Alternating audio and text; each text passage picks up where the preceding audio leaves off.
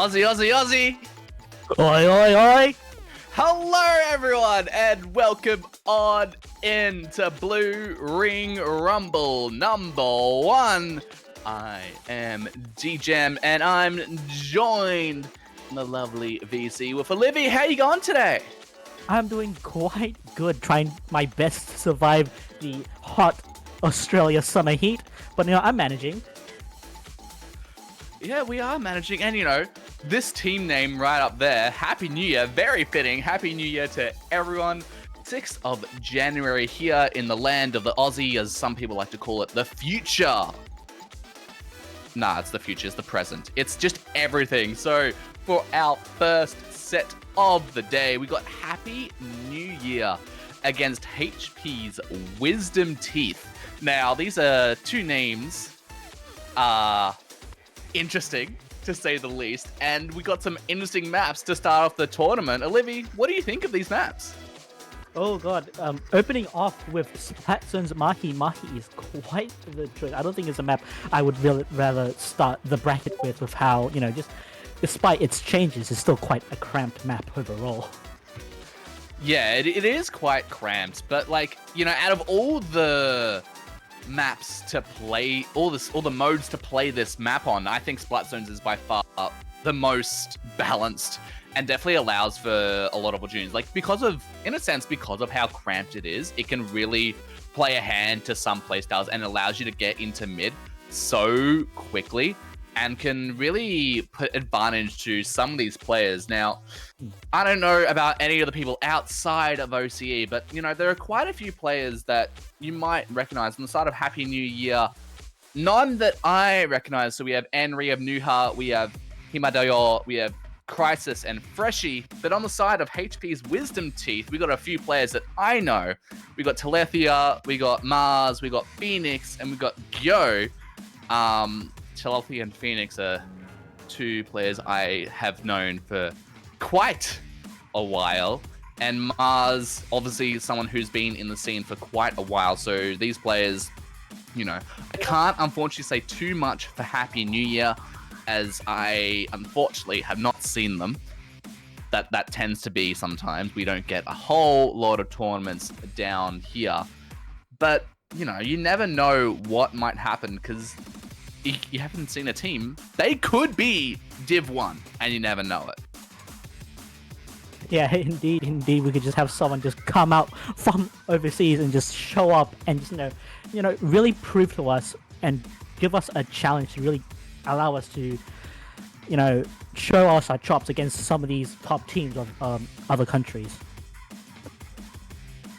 Yeah, absolutely. So, obviously game 1 will be zones on Mahi Mahi. Then we'll be going off to, this is a best of 3 for those tuning in and don't necessarily know how this tournament's going to be worked. We're going to be starting off with best of 3. The entire tournament is double elimination.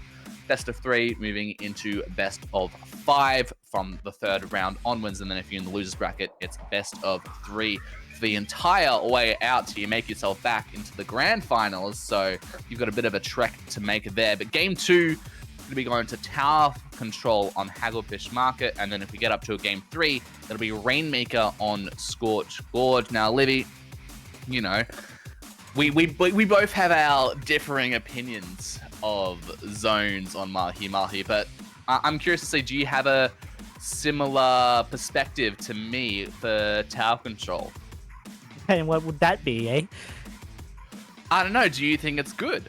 That's what I've got to ask you. I'm actually quite neutral on a lot of maps.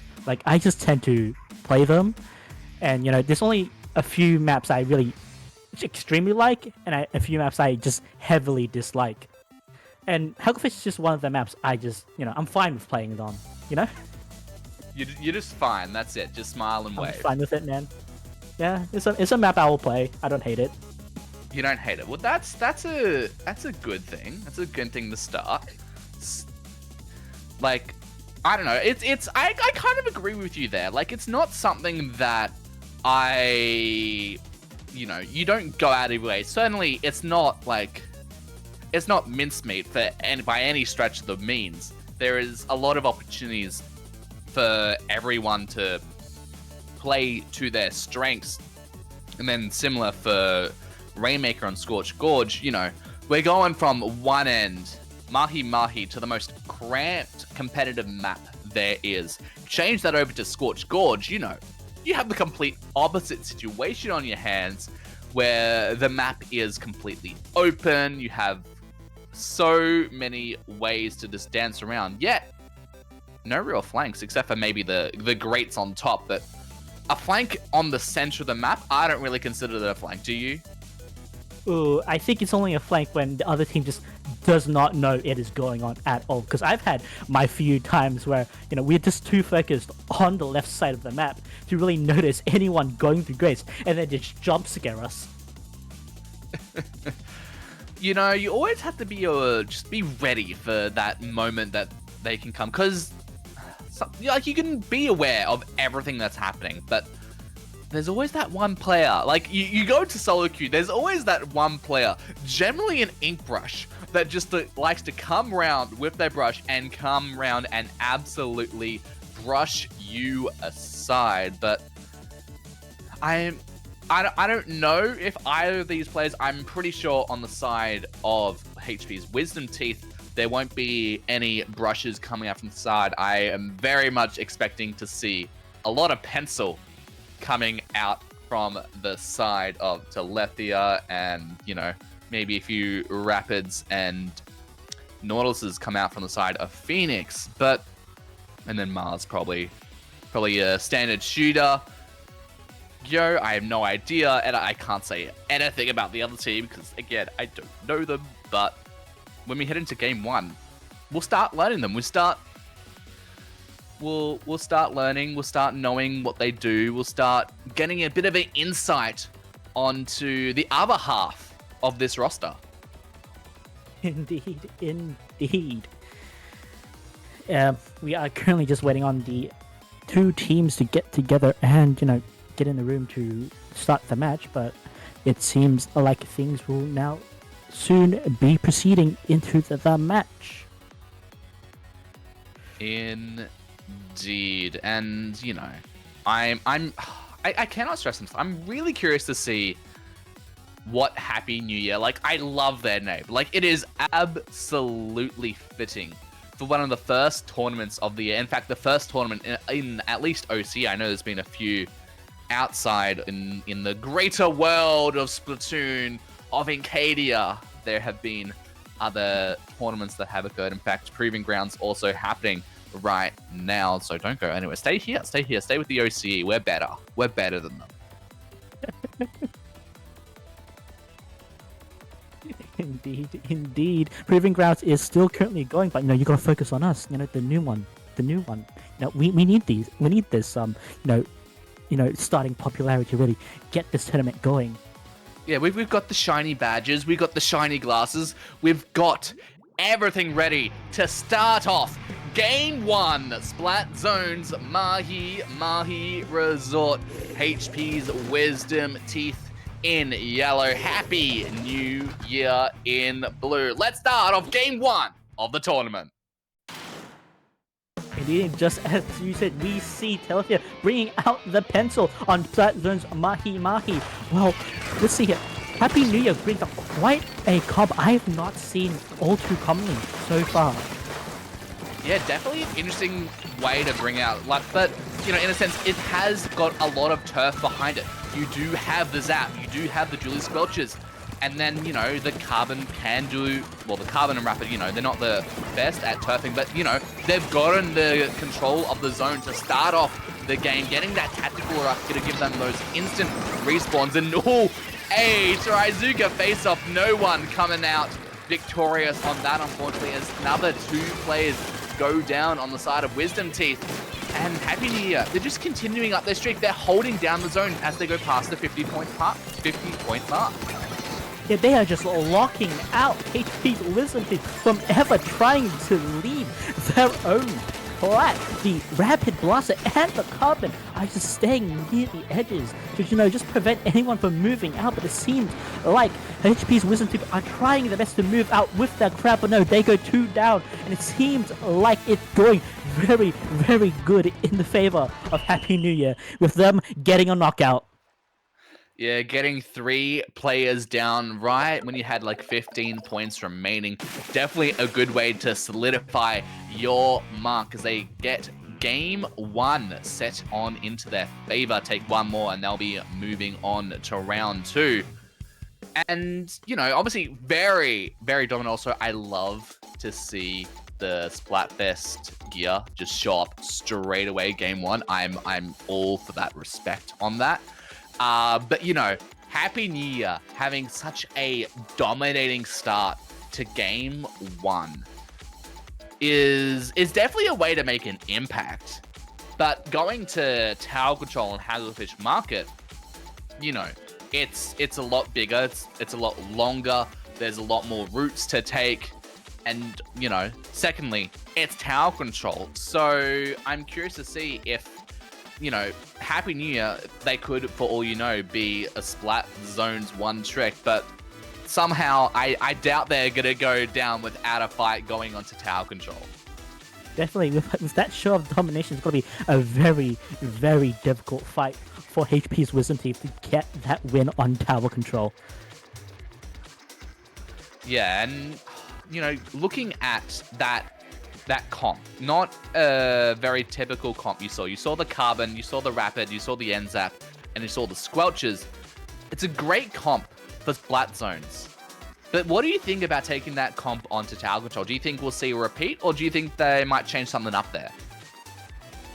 I think they might change things up with just a little bit with the Dually Squelchers or the Carbon, because it seems like that Rapid Blaster did its job of just walling out space, and this is a very strong map and mode for Rapid Blaster in general, because just wide open spaces, you try and escape, but no, the Rapid Blaster just keeps you in place and just gets you with another shot, because there's nothing hiding you at all. They can just get those directs very, very easily.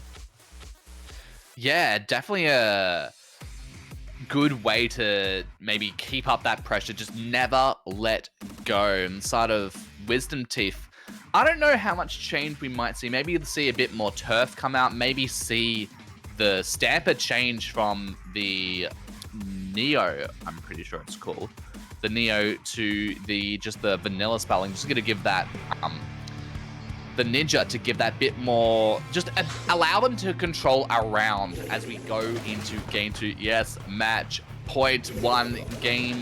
2 games will take home the set as we go into this. Ooh, and we see both teams have swapped out a bunch of their weapons, with HP Wisdom Teeth switching out for a heavy edit, and Happy New Year switching out the Rapid Blaster for a ballpoint. Definitely a pick we weren't expecting to see, but it's giving them a very strong start to this set as they've taken the first lead. They've gotten the picks. They're taking it home as they're just trying to keep it up. We're seeing them trying to get the splat. They do get the splat onto Henry. They're either going to be able to get the splat onto Carbon. A trade is going to happen there, sending the score 2 apiece. As now the tower goes back into control of Happy New Year as they've got the Inkjet out. They're going to be able to get any picks. Inkjet versus a Trizuka. Who's going to take out the lead? No one's going to take anything out as a trade happens between the players there. 2 players left alive apiece once again. And it's just an absolute dogfight to see who is going to gain control of the mid, who is going to get control of the first checkpoint, and who is going to take home the lead. Yeah, it seems like it was all out brawl in mid, but it seems like HP's Wisdom Teeth is the first to get to the checkpoint, but they get shut down. No, not even shut down. The heavy edit stays alive and gets past the first checkpoint. Oh, but it seems like it would not last for long, with a bunch of, Happy New Year just rushing the tower and just taking them out. Nuha did a really great job getting 3 down with that ballpoint stunner. Not something you usually see a ballpoint do at close range, but they did do that today, and now they're starting to get their counter push going. They see the players there, but no, a trade. Mars going down there, 2 players down. Again, it is constantly 2 players down on either side. They're going to keep on pushing that tower. They're heading into the first checkpoint. And 2 players jumping onto the tower. They're certainly going to get that checkpoint going down, but are they going to be able to clear it with a tri-strike onto the tower? Going to shut down some people, and now it's going to go back into neutral as 3 players are heading back down to the spawn pad as HP Wisdom Teeth takes control and stops them from clearing that checkpoint. I thought Happy New Year was going to get that checkpoint because they were just, staying alive.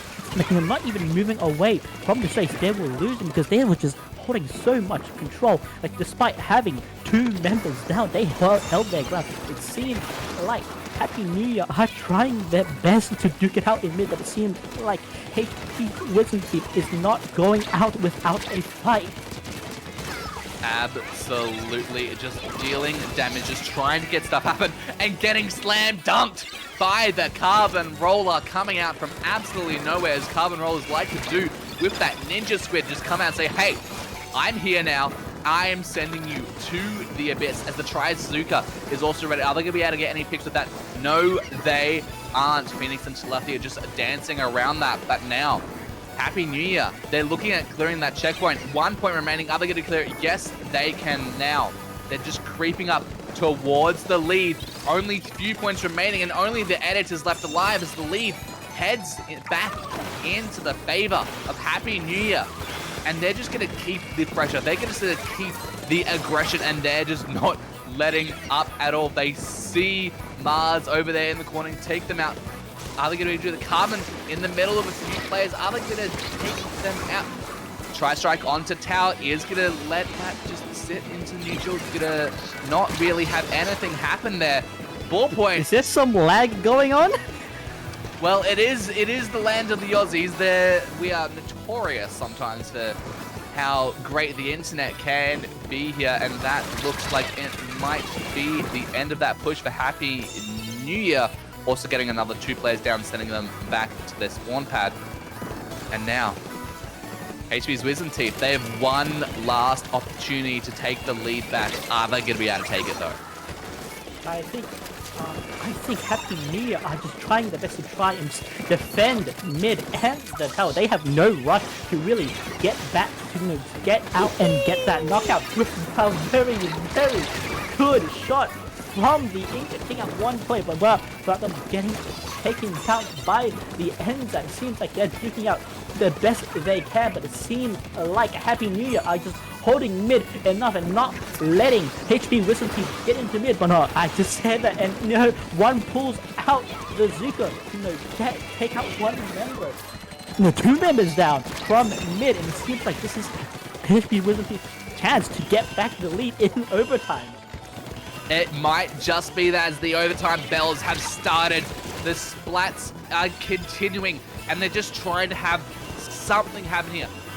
Gonna see that the Wavebreaker comes out on the tower, gonna spot out those players. 3 players are down on the side of Happy New Year as Wisdom's Teeth just continues on the push. They've cleared through that checkpoint. They just need to get through to get to halfway of the final checkpoint with all 3 players of Happy New Year dancing on the tower at the end. That is going to be the game and the set going to Happy New Year. Oh, that was quite the nail biter game. I thought, like HP's Wisdom Teeth was going to win in the end, because it was just everything was stacked against Happy New Year near the end. There were like 3 down, and like HP Wisdom Teeth were like up way more members, and it seems things were just moving way more quickly for HP's Wisdom Teeth near the end. But it seemed like Happy New Year which manages to eke out that win. Yeah, just having the tactical respawn really gave them that huge advantage just to be able to come back so quickly. In fact, if they didn't have that tactical there and that effect on the players, I don't think they would have won that game. So extremely close, coming down to a single special, just holding out that game. But unfortunately for HB's Wisdom Teeth, they seem to have been taken out as they go down into the lower bracket, and Happy New Year continues their celebrations going into round 2. But we'll be back as we get set 2 set up. So don't go anywhere. You're watching Blue Ring Rumble.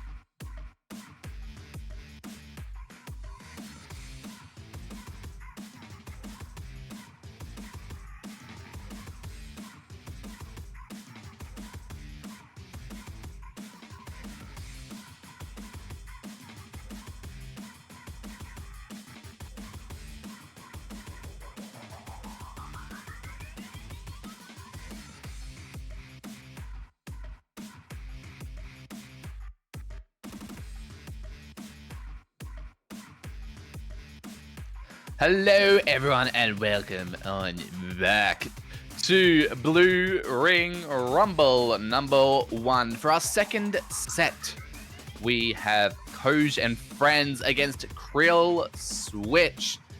Now, Livy, tell me, what do you think of these teams?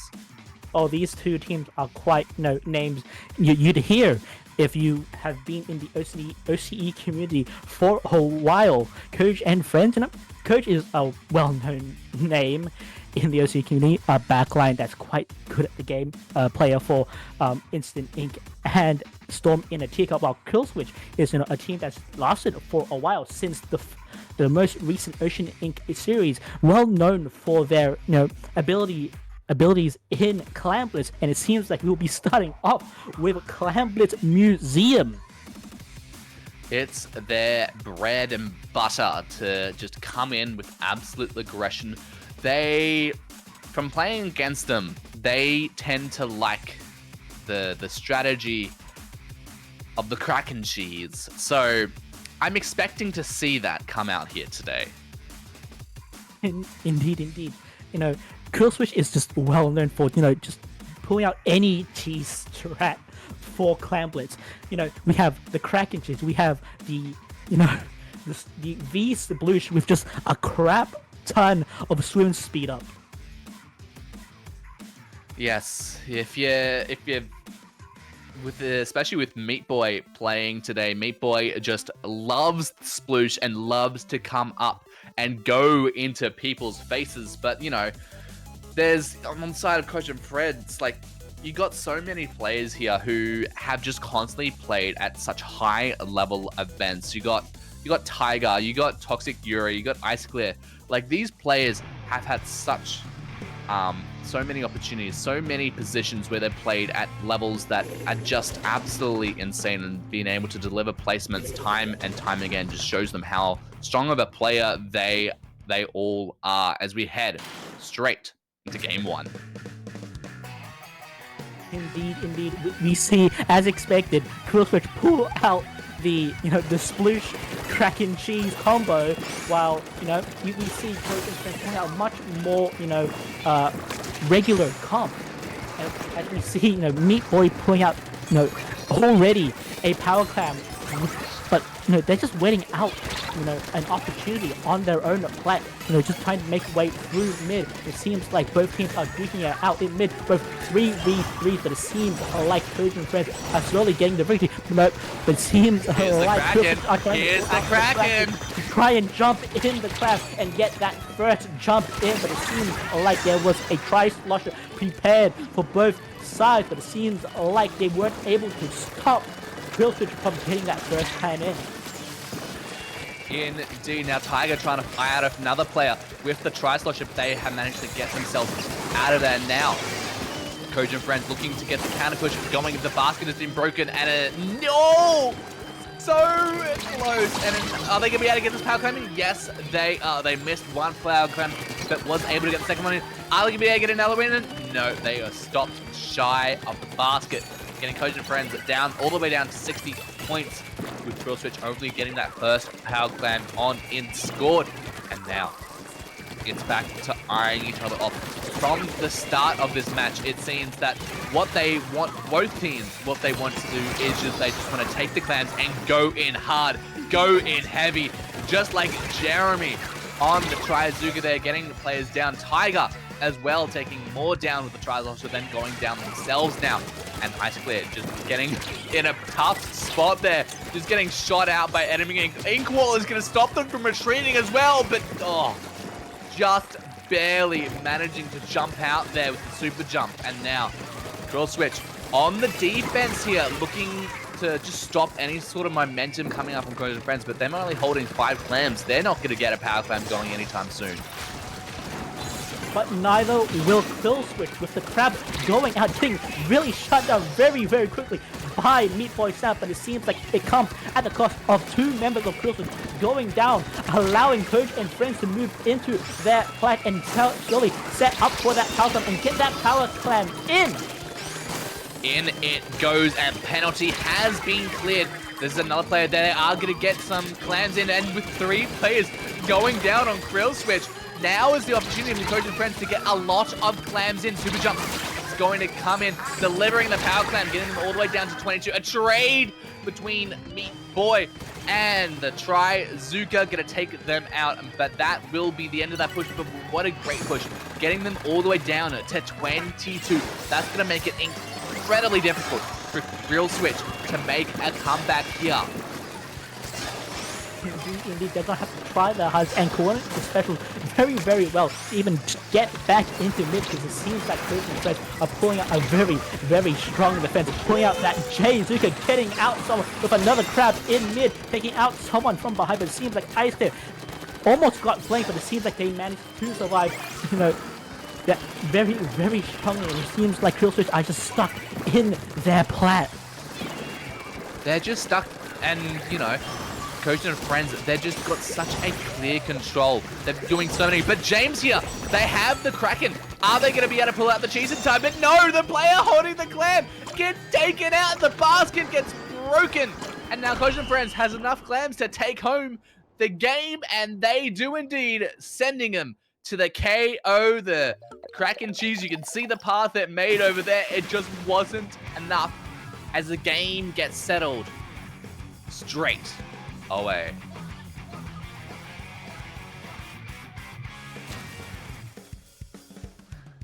What a great way to start off the set. Being able to defend against Crack and Cheese is definitely a feat in itself, but I've found that sometimes that when you know a Crack and Cheese is coming, like you experience it once and you're like, okay, they're gonna be doing this again, so you can go and defend against it, and the best way to defend against it is just to go and attack, because people generally know if you're going ready to do a Crack and Cheese, everyone you leave your base just a bit too defenseless, I've found. And that's what really led Krill Switch on a downhill path there, making them lose, unfortunately, that first game to Coach and Friends. But now, Splat Zone's on Mako Mart, the only zone that has more than 4 sides. What do you think of this? Oh, I love a Mako Mart. As a Tri-Slasher main myself, this is where I thrive. Oh yeah, I'm definitely expecting to see Tiger return with that Tri-Slosher. It's just the ledge height is absolutely perfect for a Tri-Slosher, and if you're coming up face to face with the Tri-Slosher, chances are, and you're in a range, chances are you're gonna lose that. Indeed. The only way to get rid of that Tri-Slash is to pull out a weapon that's just equally as strong on this kind of map, like a blaster. I've gone down to many of blasters who just manage to just get enough indirects off me, really catch me off guard and stop me from moving around and use the terrain to my advantage, because they have the luxury of range. Absolutely, and a blaster is almost the best counter pick you can do against a Tri-Slosher. Like, you have that one-shot ability, you have the momentum to be able to just dance around them sometimes, and just being able to paint the ground can really put the Tri-Slosher into harm's way. A bit of an interesting comp switch from the side of Koj and Friends, opting to go and bring out the pencil and the machine. A bit of a change there. But then on the side of Krill Switch, they're also going to do a little bit of change. Got to bring out the carbon, get to park home the gal and return back with the Slosher and a heavy. Indeed, but it seemed like Coach and Friends' strategy of pulling in a lot of effort into their paint, lets them hold the zone, even when it was being threatened for very, very long. But Jeremy pulling out the chase to push back.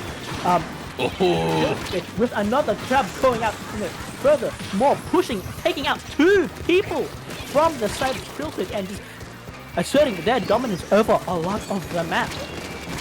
Yeah, getting that message in early and solid.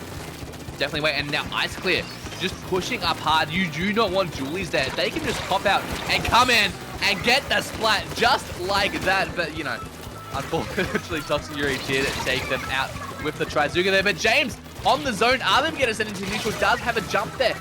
They send the zone into neutral, but are they going to be able to cap it? I don't know if they're going to be able to, as Ice Clear does take out that jumper player. And now Meat Boy with the carbon, are they going to be able to do anything? No, they are. They get taken out as well with only 5 points remaining.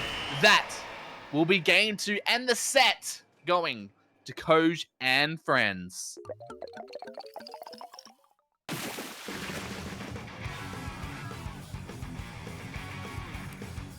A quick one that was indeed, as they take home the set. You got a quick wait from between the sets, and now you got a quick game. It's almost like Karma's like, that's what's gonna happen when you get these type of scenarios. Maybe we want a longer break so it becomes a longer game. Maybe that's what we want to see coming out. But a great showcase from Coach and Friends, just showing why they have so many dominant players on their team, and just being able to showcase that on probably one of the biggest stages in a while. Great showcase from them. But yes, we'll be going on a little bit of a break. You're gonna enjoy some lovely in-house ads thanks to the lovely people at Dapple Productions and get an insight of what other tournaments are happening along here. But don't go anywhere, because we'll be back in a second for some more Blue Ring Rumble.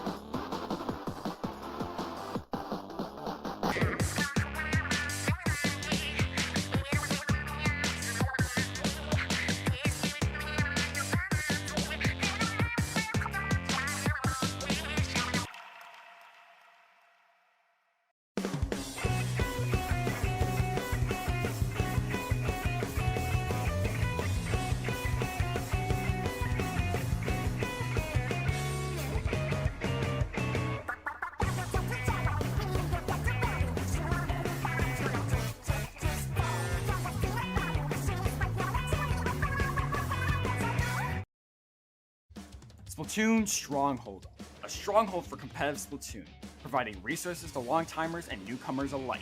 If you're new to the competitive scene or still figuring out how to join, we have a getting started guide and plenty of other resources to help you in your journey.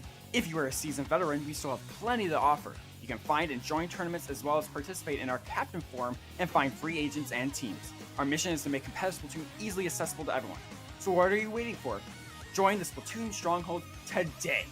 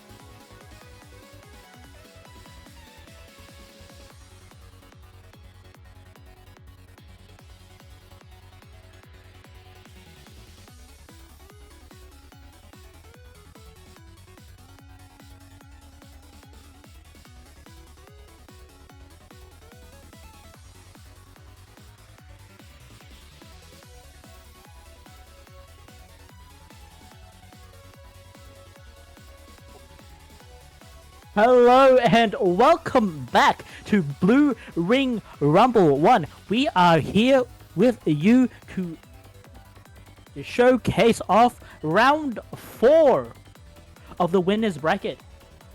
Happy New Year versus Loxmaid and the Adobo Munchers.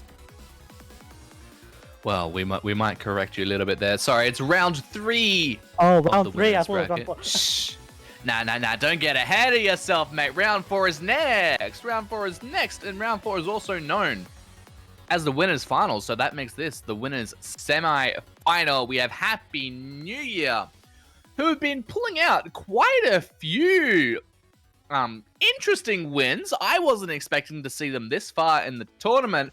And against them now, we have Loxmaid and the Adobo Munchers. I love that name. The Adobo Munchers. I have no idea what it means. That seems strangely offensive. Like, I don't know. Anyway. I don't know either. Happy New Year, absolutely not offensive, but they have been pulling out quite a few interesting spots throughout the tournament, taking out both the first seed just in the last game, who had Micah, Link, Cozy, and like Zacho, and now we're gonna see what they do against Loxmaid. I am very curious to see what they do bring as we're about to dive on into game 1. Clan Blitz on Undertow Spillway. Let's see if they're gonna bring out the same comp as they did earlier today.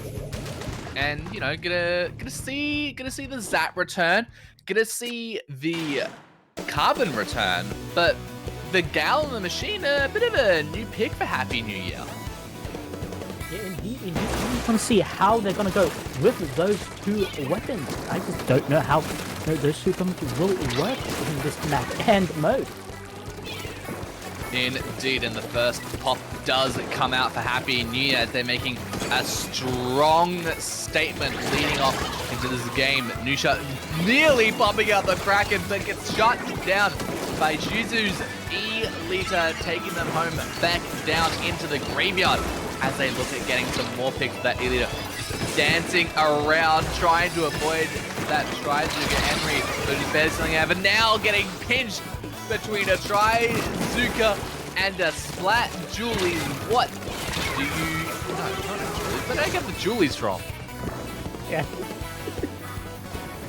But it seems like that it's very, very strong start from Loxmaid. Just crumbles to the rest of Happy New Year, where they slowly move their way back into mid and slowly make their way towards the checkpoint without. But it seems like the Trizukas from the other side of the team are trying their best to stop them. It seems like the Carbon is flanked and just scares them away, allowing Happy New Year to get the first checkpoint, I think. Or maybe they're dancing around it and people are eyeing them up. Are they going to be able to clear it? Yes, they are, but the holder is not going to go alive as Henry, Himada, and Crisis all go down. And they are now trying to go alive. The Kraken is the only one left alive. They're going to take the Rainmaker. They get a few extra points as Loxlock takes them out, making them that essentially them getting 4 players down. And now are they going to be able to make that 5? Yes, they are. The streak continues. Are they going to be able to get some more with another Trizuka already? That's 2 within 30 seconds. Such a great turnaround. And the Rainmaker is going to go reset. Are they going to be able to take that? No. The streak ends as they get sent back to the spawn pad. And now Loxmaid looking at getting that pop. Are they going to pick it up? No, but the Carbon, they're going to come around. Are they going to get the splats? They are going to get that splat into Georgia. Are they going to be able to find any more though? Looking, eyeing, sharking around. But it seems like all the enemies are on the other side of the field. Yeah, it just seems like a constant back and forth for mid right now. And it seems like Loxmaid are slowly winning this battle, moving their way further and further forward past mid, but it's pushing back Happy New Year to the left side of the map. It seems like he tries and get the Rainmaker and get the checkpoint. It seems that they get shut down by the Carbon Trizuka. Indeed, a great pick from there, shutting the Rainmaker down even before they were eyeing off that checkpoint over to the right-hand side, but, you know, a Trizuka will stop that any day of the week if it connects, but are those ones are also going to connect as another player goes down to the Trizuka. It is Trizuka heaven here on Undertow's spillway as George gets that split onto Crisis again. And now, I think we're going to get the split onto Carbon. Yes, they are. Kimirayo going down to George there. And now they're going to look at trying to get more. Are they going to continue up their streaks on every front? But no, they opt to back out. They opt to charge up that Trizuka a bit more and get that continue going. Kishizu looking to maybe get that push, maybe get that checkpoint. They climb it up and they set it in. Themselves are the price for getting that checkpoint. But it seems like it's not going well right now for Loxmaid and the Adobo Munchers. Because despite hitting that checkpoint, they are just not, moving fast enough for like to catch Happy New Year off guard. Because Happy New Year just recovers very, very quickly. But no, I think I just streamed a curse this because it seems like Loxmaid are doing their best and taking back mid, pushing back Happy New Year. But it seems like they're taking their time, picking up that Rainmaker and going for the lead.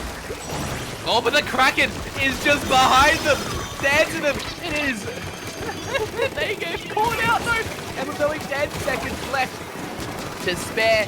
3 players down. George, the only one left alive, and 5 seconds on the clock. That will be game 1 going to Happy New Year. What? Will it? What? There's some lag going on.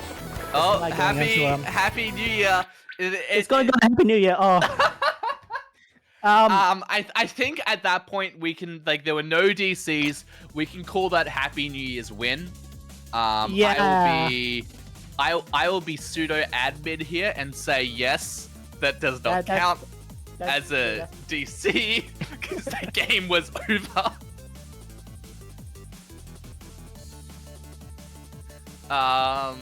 Oh, Lox's power went out. Great timing. Of course it was just at the end of the game. Of course that's when it happened, right? When else would it happen? Was it really a power outage or was it a rage quit? I honestly sometimes we can't tell the difference. No, I think it's a power outage, knowing Lox. Oh, alrighty. Alright, Tio, yes, we got some confirmation that that will be counted. I don't see how. Although I've never seen that situation before, but I've seen some odd situations, and you know we have to get those rulings in sometimes. But now, as the players are gonna look at maybe trying to switch on the power, maybe set up that data hotspot and get even better internet. We're gonna go over to Inkblot Art Academy Clambless. Now, Liv, I've been asking you this question for the entire afternoon. So, and I'm gonna continue asking you this time and time again because, you know, it's the easiest question to ask. What do you think of this map mode? Ooh, Clamblitz, Inkblot. It's one of the better Clamblitz maps in this game. Why? Just because it's Inkblot. Inkblot's one of the few. That is not a reason. Give me a better reason. Inkblot, I would not take because it's Inkblot as a reason. That is not acceptable.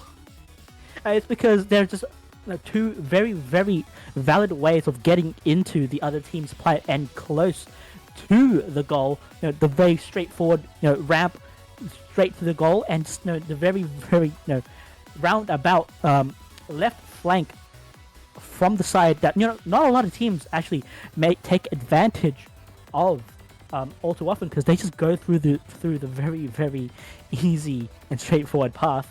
But teams who do use that side path, may have the advantage if the other team just isn't expecting it. Yeah, like it's very much a flank route, but it's really interesting in the fact that the longer route, the ramp, is uninkable in this mode, and the shorter route is completely inkable.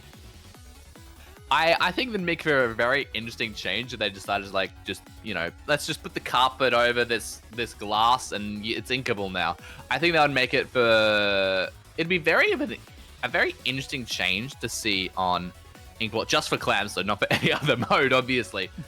But, you know, having that side route there, having not only the ramp, but the rail available to you to pick. Like, you know, sometimes it's a bit obvious. It's generally a route, though, you go if you're having, like, 7 clams, and you don't generally walk up there with the power clam, unless maybe you have, like, a Tentabrella or a big bubbler to get you that cover. But, you know, seeing how these two teams have been, you know, pulling out their weapons and their specials, I don't really expect to see either the Big Bubbler or the Tenebrella to come out here. Yeah, indeed. I think this is one of the few maps that are just super. I mean super strong for Kraken Cheese. The most recent set that I commented last time was a Luty Finals, and that match was just Kraken Cheese galore. Yeah, especially since we've already seen the Kraken come out from the side of Happy New Year. It's very likely that we will see a comeback of that. But, you know, we saw earlier in the day how Krill switched. They tried to bring out the Kraken Cheese, but once the other team caught on, it can be quite easy to defend. And, you know, Loxmaid, already knowing that Happy New Year might bring in the gal with the Kraken, they might just know where, okay, they will always keep an eye on, like, keep it especially diligent eye on if the gal has a special, and if they have a special, that's just our opportunity to push. Indeed. So, Happy New Year, if they decide to do Kraken Cheese, will have to bring out at the most unexpected moment to really catch Loxmaid and the Adobo Munchers off guard, because that is when Kraken Cheese is at its strongest, when they just don't expect it. Because the second they know it's coming, you know, it's not going to work as well. Oh no, absolutely not. And, you know, you can prepare for everything. You can prepare for Kraken Cheese. You can prepare for an Ink Strike to come in and give you that bit of extra cover. But, you know, sometimes you get these things that you just can't predict, and sometimes they can just come out with something that neither Olivia or I could think of, and they might just do that. We have been surprised by both of these teams, more so Happy New Year, since we've, you know, seen them a little bit more this tournament. But the fact that they've done so well against so many high-level teams throughout the tournament today, they're really the surprise goats, I should say. I don't know why goats. We don't really have goats here in Australia, but goats was what I chose. Yes, and it seems like things are taking quite a while for both teams to get things ready. And yeah, I've just gotten in from the streaming staff that, you know, they're just waiting on for one more member. Whoop whoop.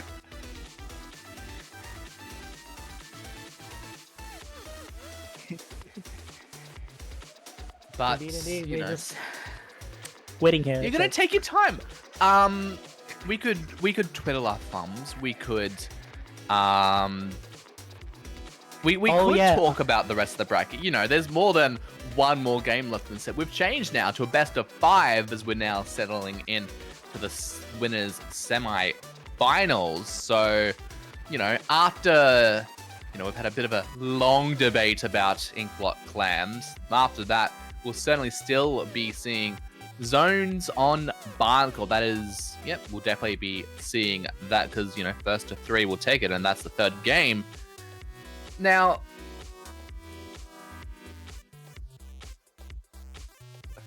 but, you know, it's such a, compared to Inkblot where you've got a constant, it's all shaped towards going down to mid. And as opposed to, you know, Barnacle is just, I don't know how else to describe it. It's flat. It's as flat as the sea. And he's got update.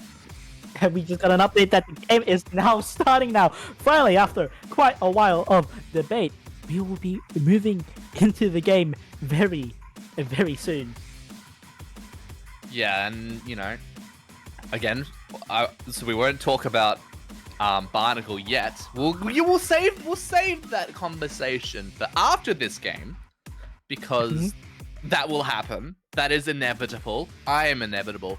And game 2 will be starting off very shortly. Once the players have finally started to push the A button. It's a wonderful button on the Nintendo Switch Pro Controller that I wish the players just knew how to push just a bit quicker. It's just a thing I would personally appreciate, especially as we're in the new year now. Maybe that should be every Splatoon competitive players 2024 New Year's resolution.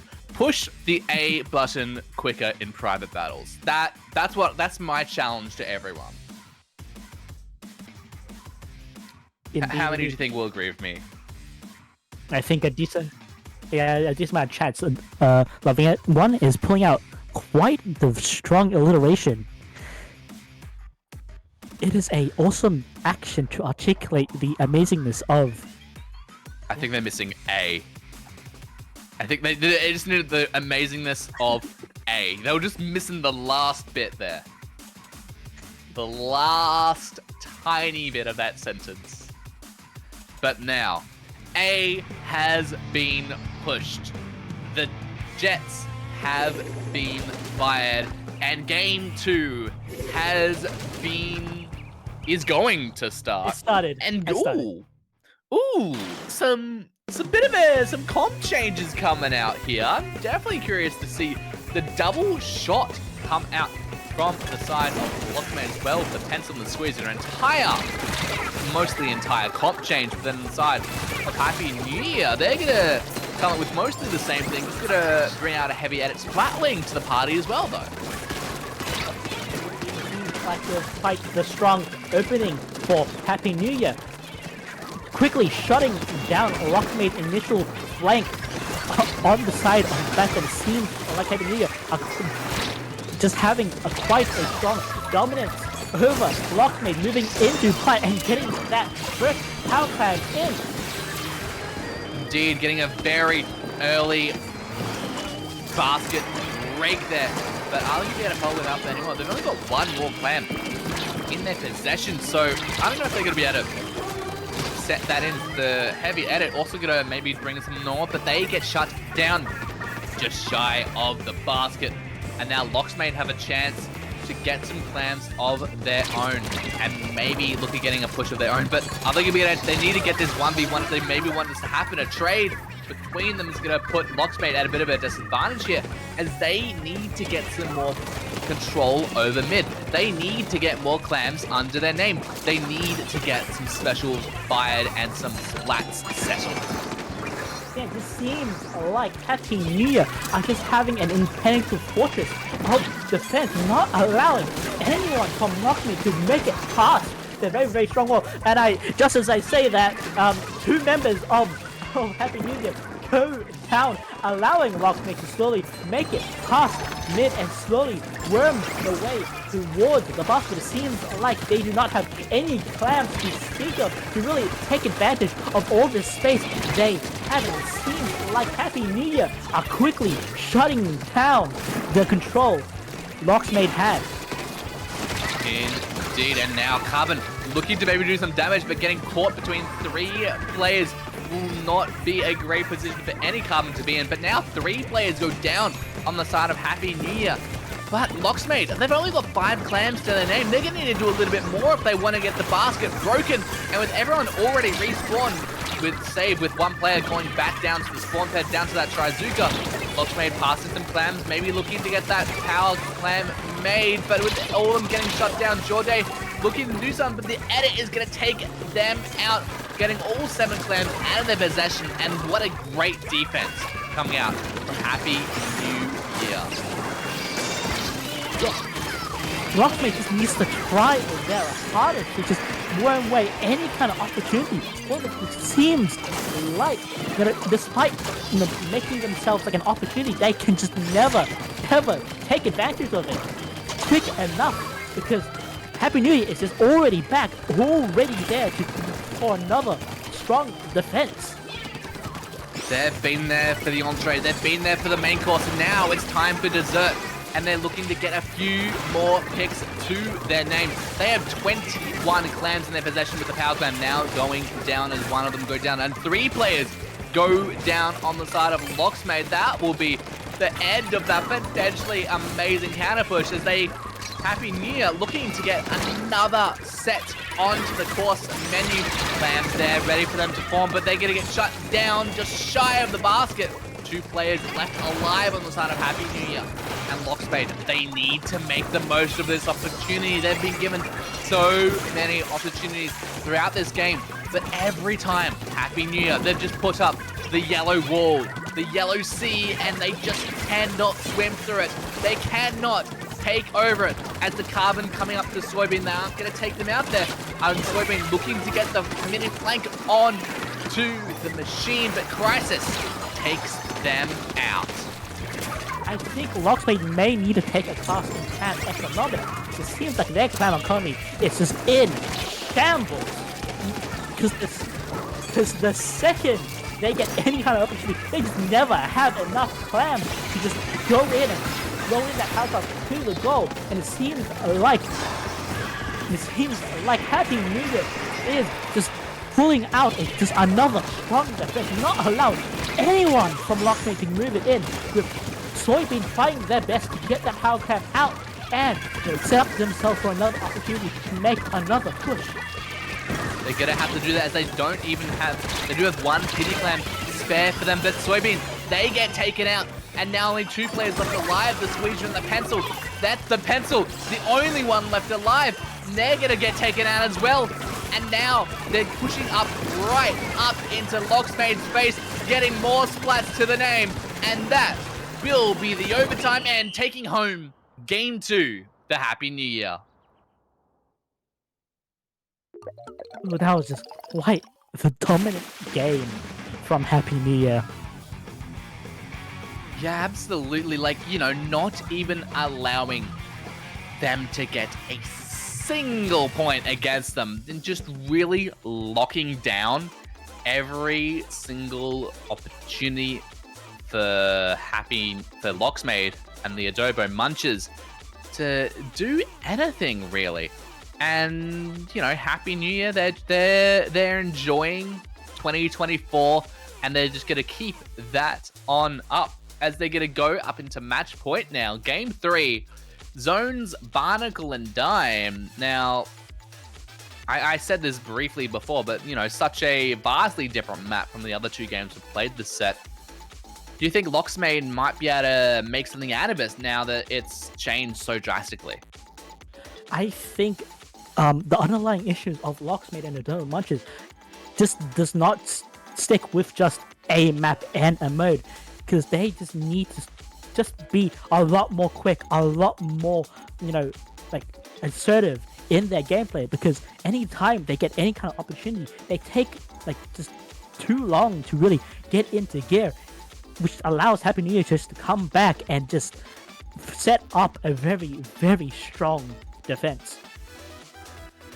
Yeah, but we've obviously seen that with Rainmaker and Clamplets, where you as a player, you have control of the objective. You control where it goes. You hold everything. Moving on to Splat Zones, it's very static. It doesn't move. It's stuck there. But you can still provide a solid defense. You just need to push up a lot further to get that defense going. And I'm curious to see if Loxmaid are able to maybe capitalize on the fact that maybe Happy New Year, this time they're going to be playing a bit closer to their base. So they're going to be able to push that against them. But even if they do get the zone capped into their favor, how good are they at the defense? Because we haven't seen how good Loxmaid is at defense. They've always been at the disadvantage to need to be able to push the Clams or push the Rainmaker So they've always had to be they've had to have a good offensive. But zones, you don't need to be as offensive. You don't need to bring as much aggression. Like, still, yes, you need to have aggression. Don't get me wrong on there. Don't quote retweet me here. Like, you still need to have some form of aggression to push through and get your defense settled in. But I'm curious to see if that will change here as we're going to go to Zones Barnacle. Indeed, it's quite an open map compared to how cramped Undertow Spillway and a bit more, narrow Inkblot was. If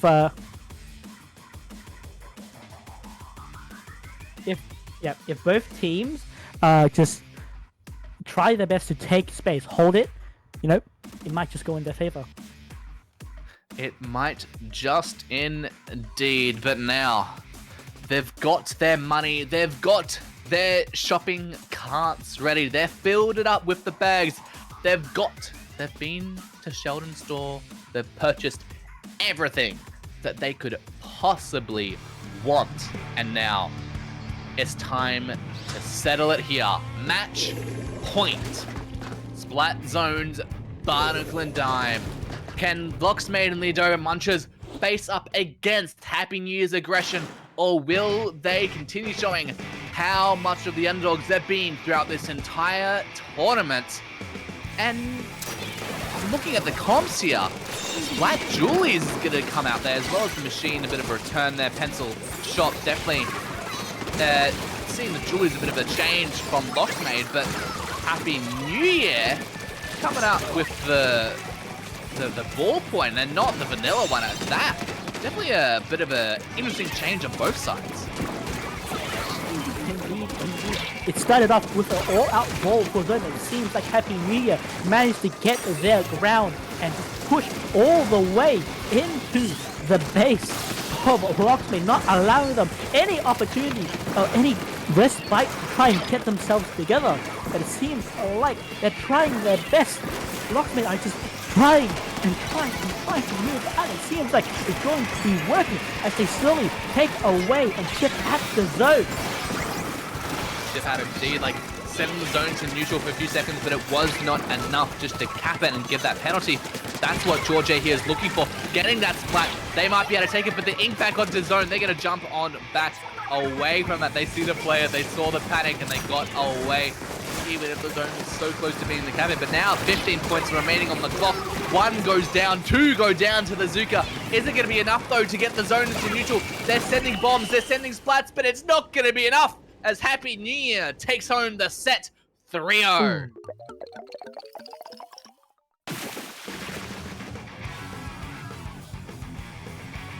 So close. Like, you see how much paint is over the zone there, and they were seconds away from getting that zone into neutral and potentially capping it as well. But Happy New Year just showing how great of a defense and offensive they can put on, setting sail yet again into the next round as Loxmaid and the Adobo Munchers will go on into the losers final. And Olivia, Happy New Year. They've had such a tremendous streak today, haven't they? Indeed. They have not yet gotten a single loss, going 2-0 and now 3-0 for every game they have played. Will finals be when they finally lose a game, or will they just continue their dominance? Who knows? But we will see that soon once we're back from break.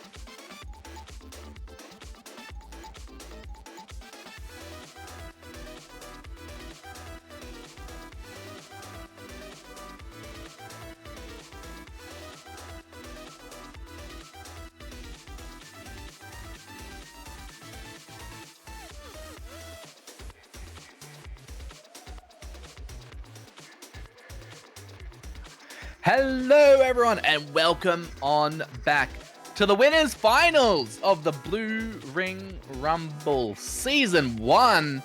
It's time to wish a happy new year as Happy New Year is going against Washed Cat.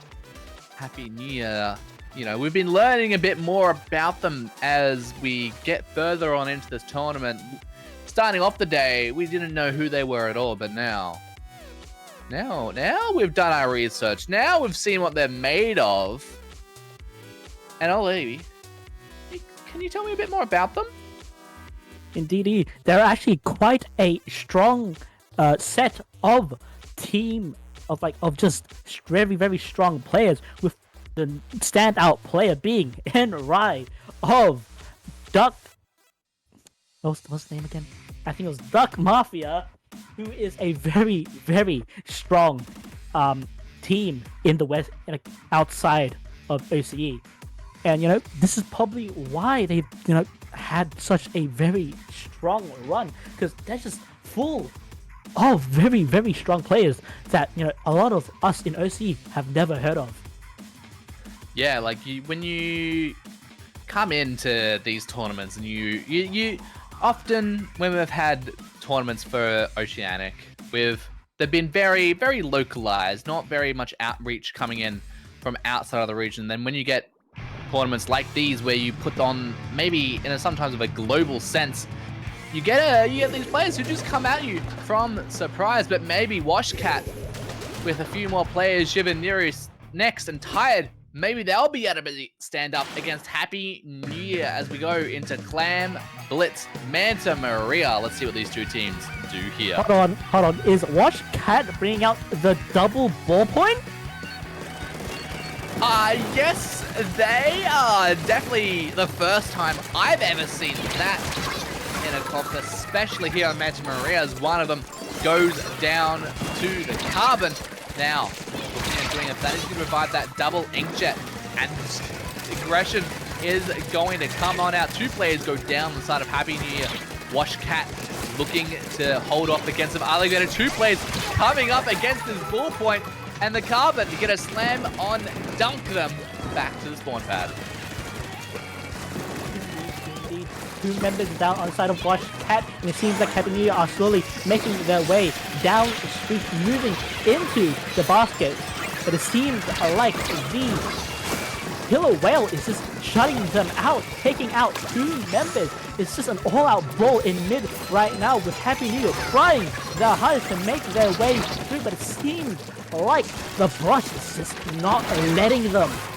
Oh, but what a brush can't handle is a Tri-Zuka into the face as Henry takes them out there. As now Happy New Year looking to get the first push going, but gets shut on down by Tired. Dark Tetra Julies are now there looking at getting a push going, but they don't have any clans in their possession. They've only got 7 to their name as 3 go down on the side of Washcat. Happy New Year looking at doing something, looking at getting the wipeout, as they have quite a clear shot to get that basket broken and get the first push underway.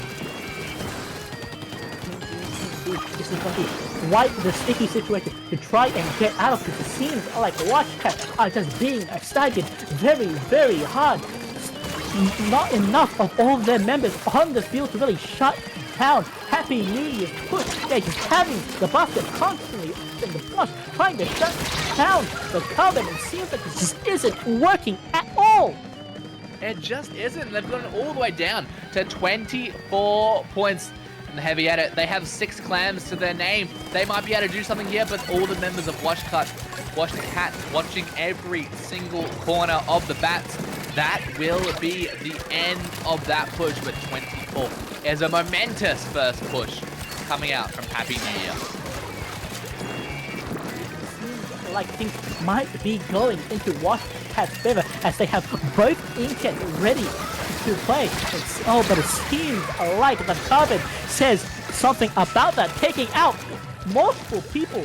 But it seems like the brush has another thing to say, taking out multiple members of Happy New Year, just making their way into Happy New Year's base with only the Heavy Edit try and defend them. Heavy Edit still alive though, and they break the basket. Is Washcat gonna be able to follow up the momentous push that Happy New Year just showed just a minute ago? Another power claim is gonna come in and jump. Are they gonna be able to take it in? Yes, they are. Another power claim is also ready. Are they gonna be able to set that in? They do get in, they'll get them down to 31, and they'll be even closer to taking the lead. Next, just trying, but caught between a rock and a hard place that gets taken on out there. And now, looking to maybe do some damage, maybe to look and settle some scores as Washcat, their push is over 51. Not a bad first push, but when you're going against the 24 that Happy New Year pushed against you so much earlier, you've still got a long highway to go.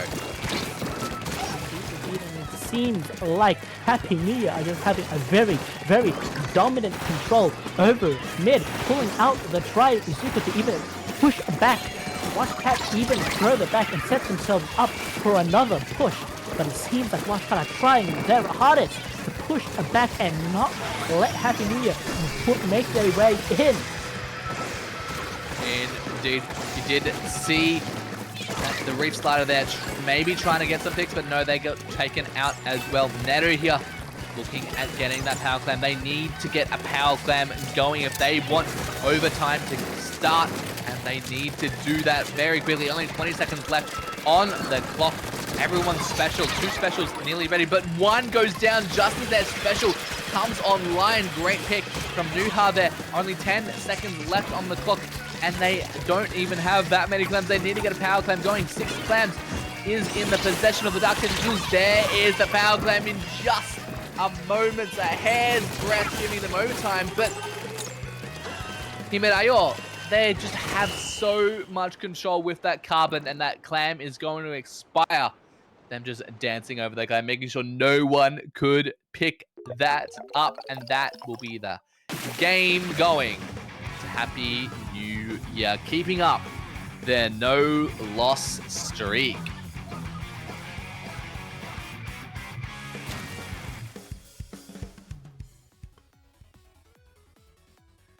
What a great first game coming out from them there. And now moving on to Zone's Ship Shake Cargo Co.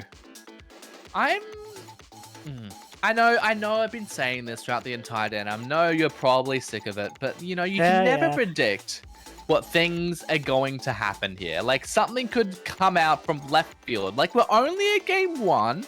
Like, Washcat, they put up a fight against Happy New Year. Like, they didn't go down easily. Like, they got a decent push of their own. Like, it wasn't enough going against Happy New Year, but like, they got a decent push going. They got overtime started, but they're gonna need to do a bit more than that if they want to take the first game against Happy New Year from this entire tournament. Yeah, and it seems like they might, you know, set up themselves for a win in Ship Shape Splat Zones. What are your opinions on this map? Oh, you're turning the tables, I see. I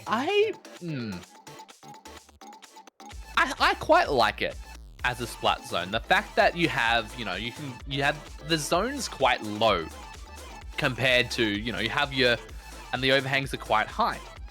So there's a lot of ways that these teams and these players can really make the most of that. Based off the weapons we've seen so far, I don't know.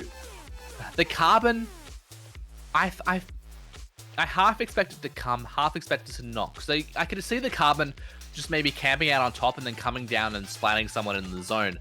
But on the other hand, there isn't much in terms of the way that the carbon can kind of hide behind on this map, as opposed to what we saw before on Manta Maria. So they might decide to switch that out, but you know, they're so strong anyway that when you're strong enough with the weapon, do you really need to switch it out for something else? I don't know. Indeed. That is what the JP scene has shown off to us, because they're just a bunch of one-tricks who are just so insanely good at their weapons that, you know, that what we think is meta is just turned upside down. Absolutely, and maybe Washcat will be able to turn the scores upside down as we head on into game 2. And the double point, that's coming out again. That's not going into the parking lot. That's going straight on into the cargo as we settle on in and see what these teams bring out.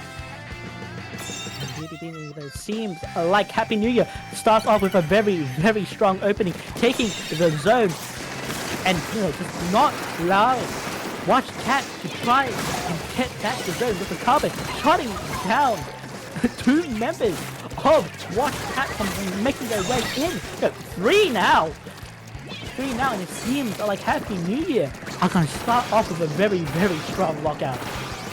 Absolutely, Carbon doing exactly what I thought they would do. Camp on high, come down hard, but then they go down in the open area. Tide also going down to the Inkjet there as the zone's still in the favor of Happy New Year. One of the ball points going down again on the side of Wash Cat. Zone goes into neutral for only a few seconds. There's only 1 left alive on the Wash Cat. 30 points left on the clock. Wash Cat, if they want something to happen, it has to be now. Indeed. But it seems like Happy New Year has something to say about that, holding down the zone very, very strongly, taking out 2 members of Wash Cat, not allowing them to get the zone at all, and getting the knockout. Just adding in the Booyah Bomb at the end, just the cherry on top, saying that Happy New Year. Yeah, we're taking this, and we're taking it home with a bang, getting this game well and truly into our favor, setting the score 2-0 and putting them 1 game away from going into the grand finals.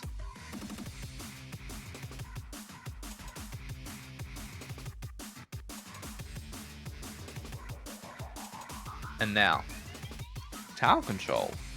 Now, we've seen Mako Mart already today, so we know a bit about what we might see out here. But tower control is a very different beast for Mako Mart. It goes on its windy path as towers always do, but it's a bit more typical of a path rather than the odd type of zone you see from Mako Mart. And Olivia, what do you think of that? Ooh, I think it's going to be very, very hard to get past a lot of these checkpoints because they just go through very, very predictable spots that, the other team, if they're in position, can take advantage of and just not let the other team pass the checkpoint. Yeah, like these checkpoints on pretty much, exception of maybe the first checkpoint, all the checkpoints are very easy to defend from, especially if you have anything like a slosher, anything like a carbon. Just come down on you from the top and just do so much damage in just a few seconds. It can really, stop any form of momentum going. And now, Wash Cat, we've seen them bring out the double ball point twice. They've also lost twice. So I'd say it's a very likely chance for them to bring it back, but maybe they're starting to taste the sweet bitterness of defeat and opt to change it out here. But I've got a feeling that, tower control, having a ball point is 2 backlines in a sense is kind of good, because you can kind of have one person be on the tower and provide that moving backline objective, and then you can have one person who properly sits up and gets into position somewhere and then do their damage from there. But we'll have to see what these 2 teams and if they decide to change, they decide to stick the same. And definitely a bit of a change coming up from Happy New Year, and not so much of a change coming out from the side of Washcat, again bringing out the double point. They are going to switch over to the brush that Next had with such a great going in the first game, but 2 players going down, 3 players, 4 players, a wipeout. Washcat just changing the tables in just a few seconds of this game. Happy New Year have had such a dominating run throughout this entire set. Washcat changing the tables so quickly. Indeed. But will they be able to ride the momentum they set themselves up as? But it seems like it is not possible with the Carbon shutting down any kind of opportunity for them to ride the wave of that wipeout, allowing Happy New Year to get back into mid and to make their own push. Indeed. And now they're getting that tower. They're sailing it on into the first checkpoint. 2 players down on the side of Washed Cat. And they're looking at clearing that first checkpoint. Checkpoint is indeed cleared. And with Syed coming up with the Tetras behind them, taking out the Rapid on the tower. That tower is just 1 point shy of the lead, and the lead has then been switched back in the favor of Happy New Year. Double 4-point firing on to the Booyah Bomb will cancel that out.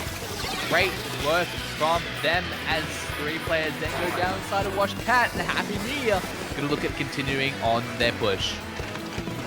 And it seems like that initial opening this is not doing them any favors anymore. It seems like Happy New Year are just riding their own momentum, letting things snowball very, very easily. And it just seems like Wash Cat are just desperately trying their hardest to stop any momentum.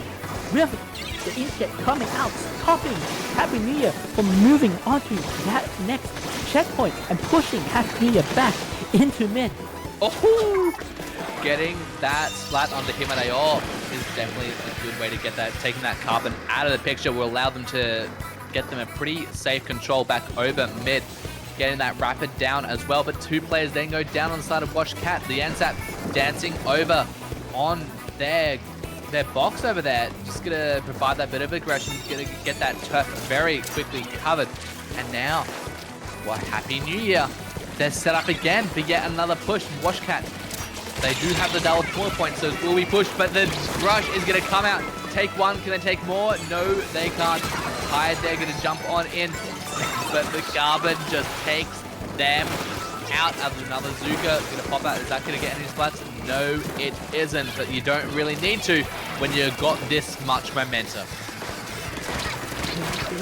It seems like they're just riding it over and over again with 2 members of Wash Cat going down, taking out 1 member of Happy New Year on the way out. And it seems like they're shutting down Happy New Year's push right where it stands, not but at a cost, taking out 1 of their own members. And it seems like this is going to be a constant back and forth with Happy New Year making it far enough to just try and get even more of a lead, but it seems like Wash Cat just shuts them down right there with Wash Cat taking out 3 members.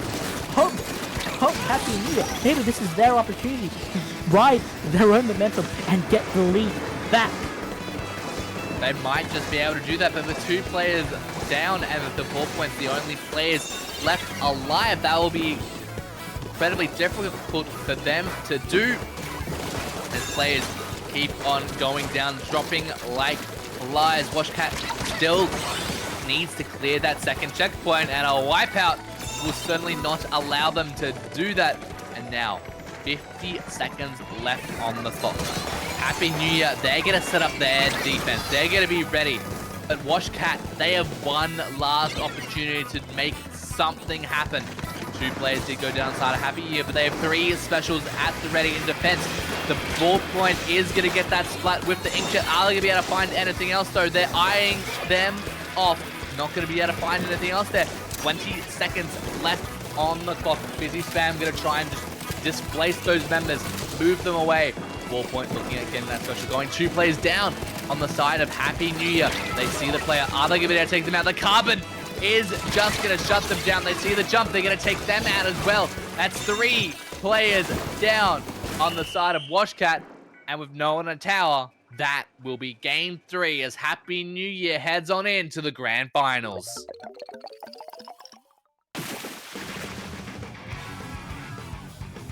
And what a way for them to do that. Such a dominant showcase from the coming up from throughout the entire tournament, really, so far. Not letting out a single game to any team as they set home 3-0. But I'm really curious to know if how the Wash Cats were doing in terms of if they were using that double pull point against other teams and how successful it was. Must have obviously been significantly successful if they managed to get up to the winners finals. But maybe we'll find that out. We'll see them again in the losers finals. But before that, we'll be seeing a few other matches in the losers bracket. So do not go anywhere. We'll be back soon and enjoy the break.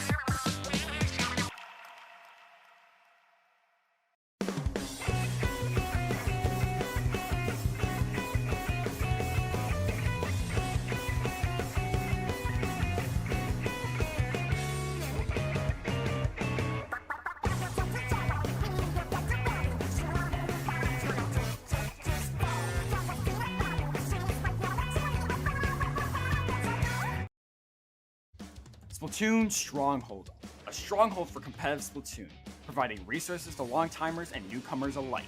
If you're new to the competitive scene or still figuring out how to join, we have a getting started guide and plenty of other resources to help you in your journey. If you are a seasoned veteran, we still have plenty to offer. You can find and join tournaments as well as participate in our Captain Forum and find free agents and teams. Our mission is to make competitive Splatoon easily accessible to everyone. So what are you waiting for? Join the Splatoon Stronghold today!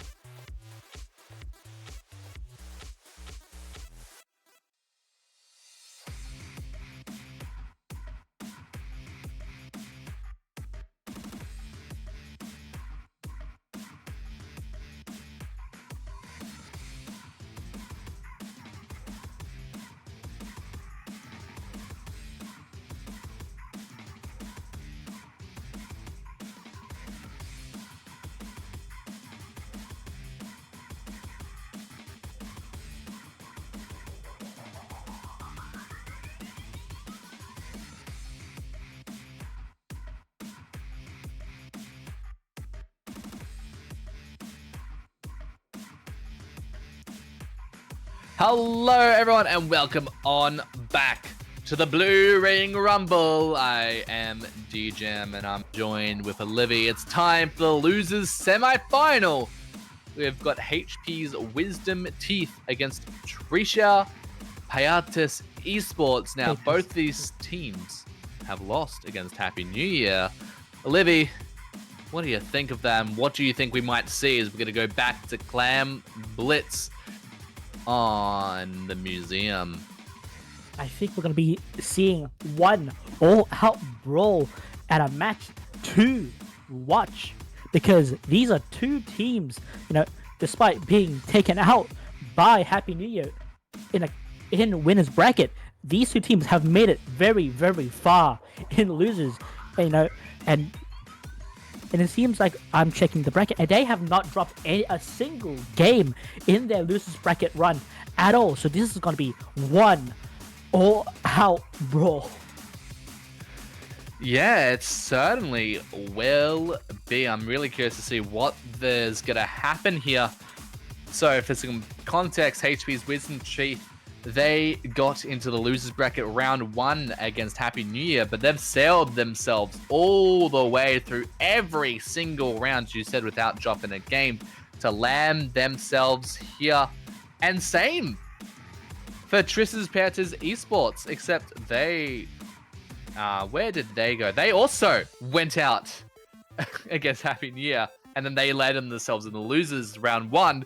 They're both these teams have sailed themselves all the way from losers round 1 to this game right here. They both have had equal opportunity, equal battles, and now they're here to go against one another. Let's see what they make of it.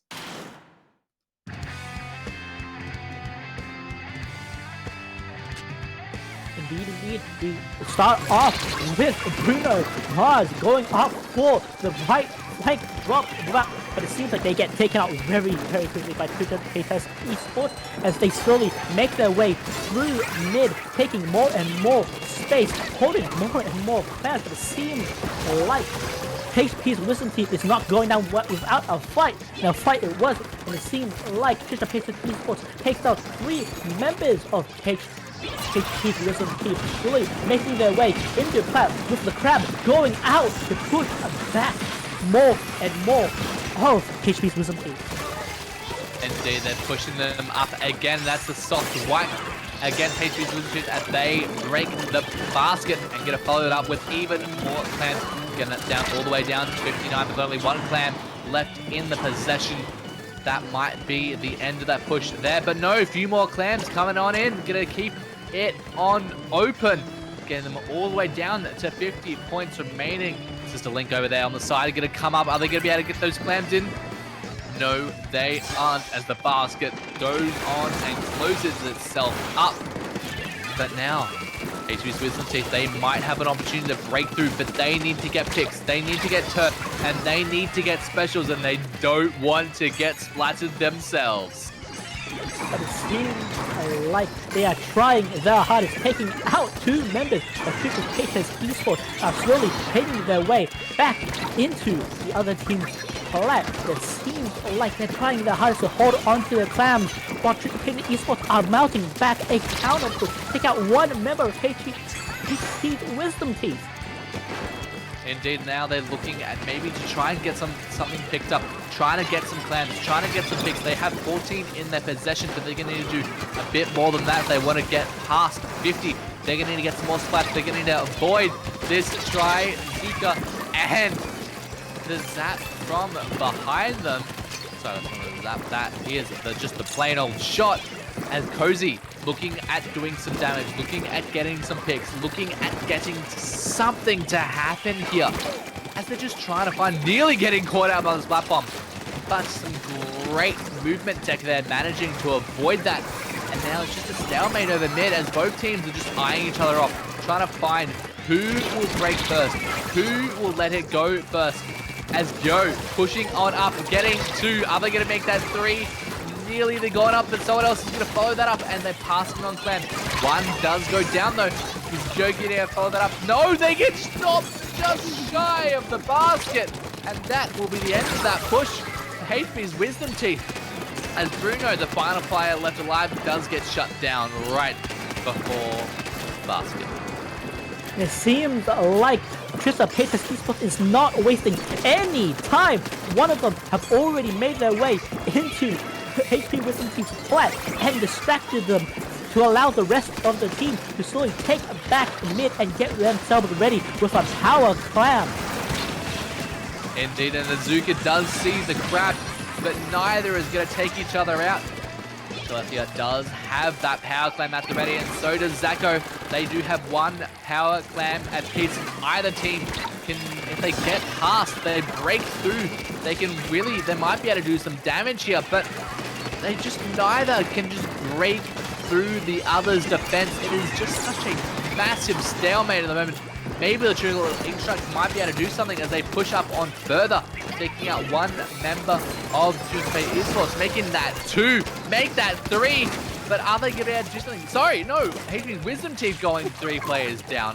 Caught myself there, and now Trisha Paytas Esports, they're looking at retaking the plat, retaking the basket into their favor with only 40 seconds left on the clock. Something is going to have to happen here. It seems like it's not going to be going in the favor of HP's Wisdom Team, with 3 of their members going down and Trisha Paytas getting that power clam in and just slowly but surely getting more and more of a lead. More lead, getting it all the way down to 22 points when HP's Wisdom Team have yet to score a single clam onto the enemy's basket. Phoenix looking at getting one. Link does go down there. And now Phoenix has a power clam. As the wave breaker, it does come out. Overtime is going to get on started here, but they're going to have to do a lot of damage onto the esports as they're just looking at pushing through, looking at doing some damage. 2 players go down on the Wisdom Team, which might not be great for them. Phoenix against Zacho. Phoenix does take that out. 2 players left alive on both sides. Mars is going to keep that clam alive, but overtime is going to run on out as Trisha Paytas Esports takes home game number 1.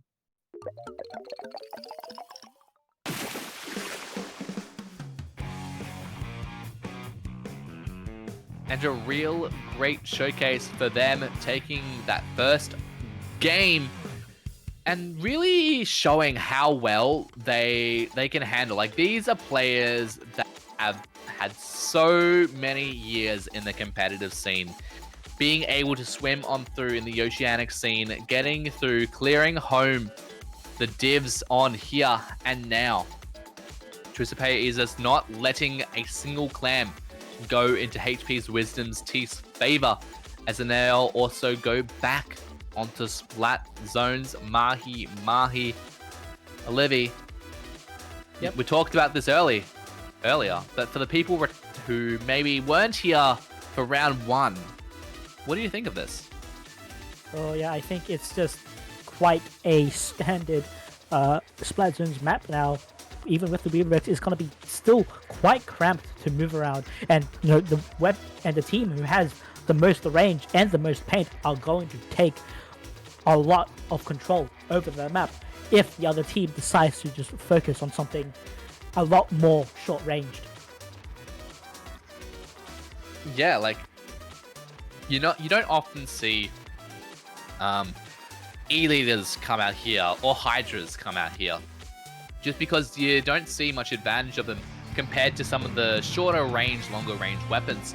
And, you know, we'll probably see Telethia bring out not the heavy yet. It was not what I was expecting. I was expecting to see the pencil, which we saw from Karma there. And I'm interested to see what they might see. A lot of last-ditch effort coming out from the side over there. No.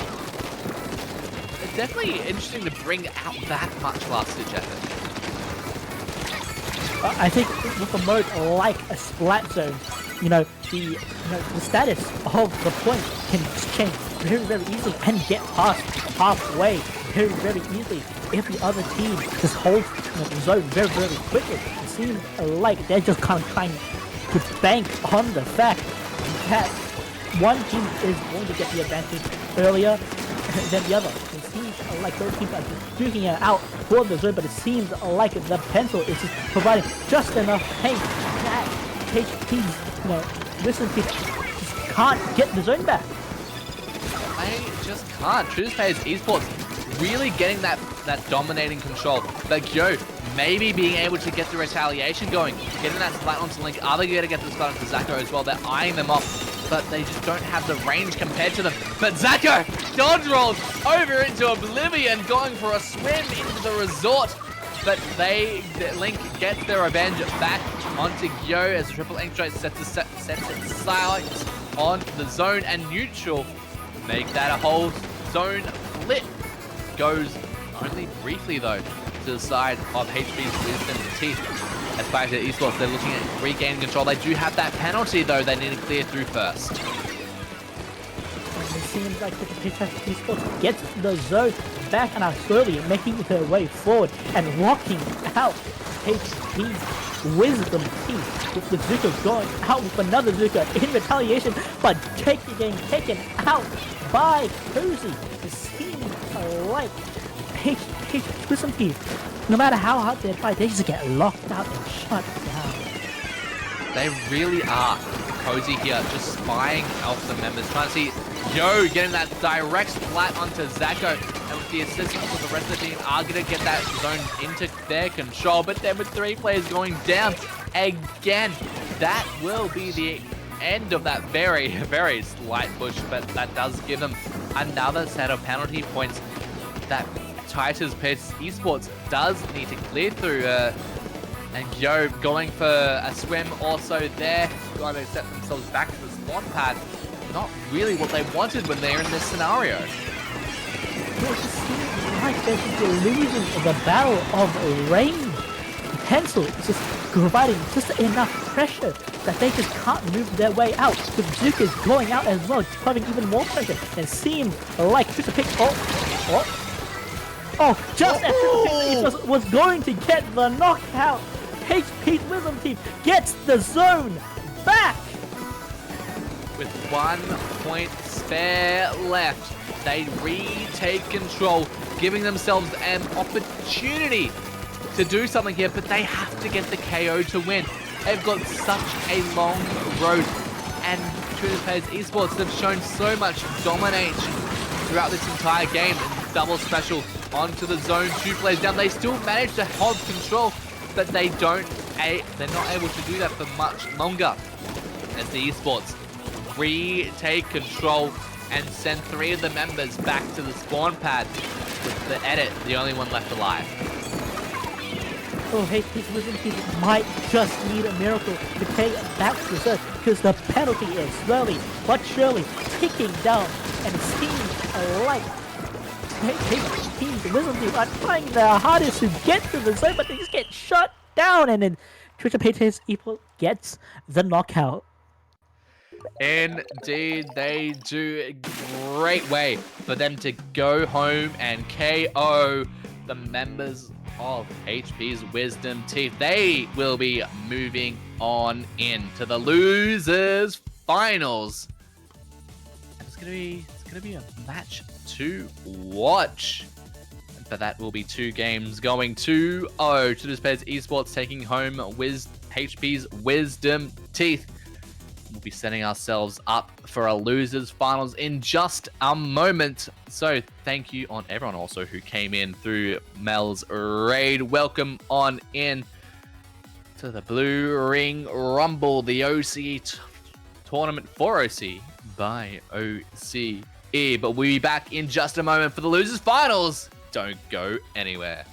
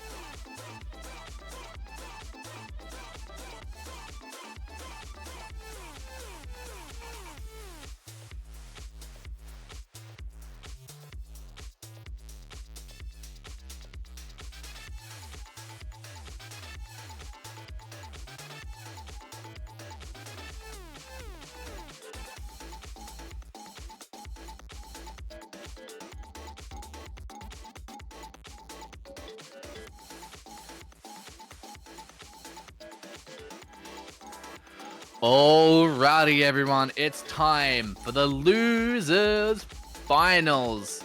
The match that comes right before the grand finals, so watch out for that. It's Washed Cat against Trisha Paytas Esports. Livy, you've been with me throughout this entire day. We've seen these teams. Now, what do you think? Because we're going to go to Rainmaker Humpback Pump Track, something we haven't seen yet. Oh yeah, indeed. It's quite the common Rainmaker mode to see in most of these tournaments. I think I've played Rainmaker Humpback quite often, just in the past year. Yeah, it's a very common thing to see here.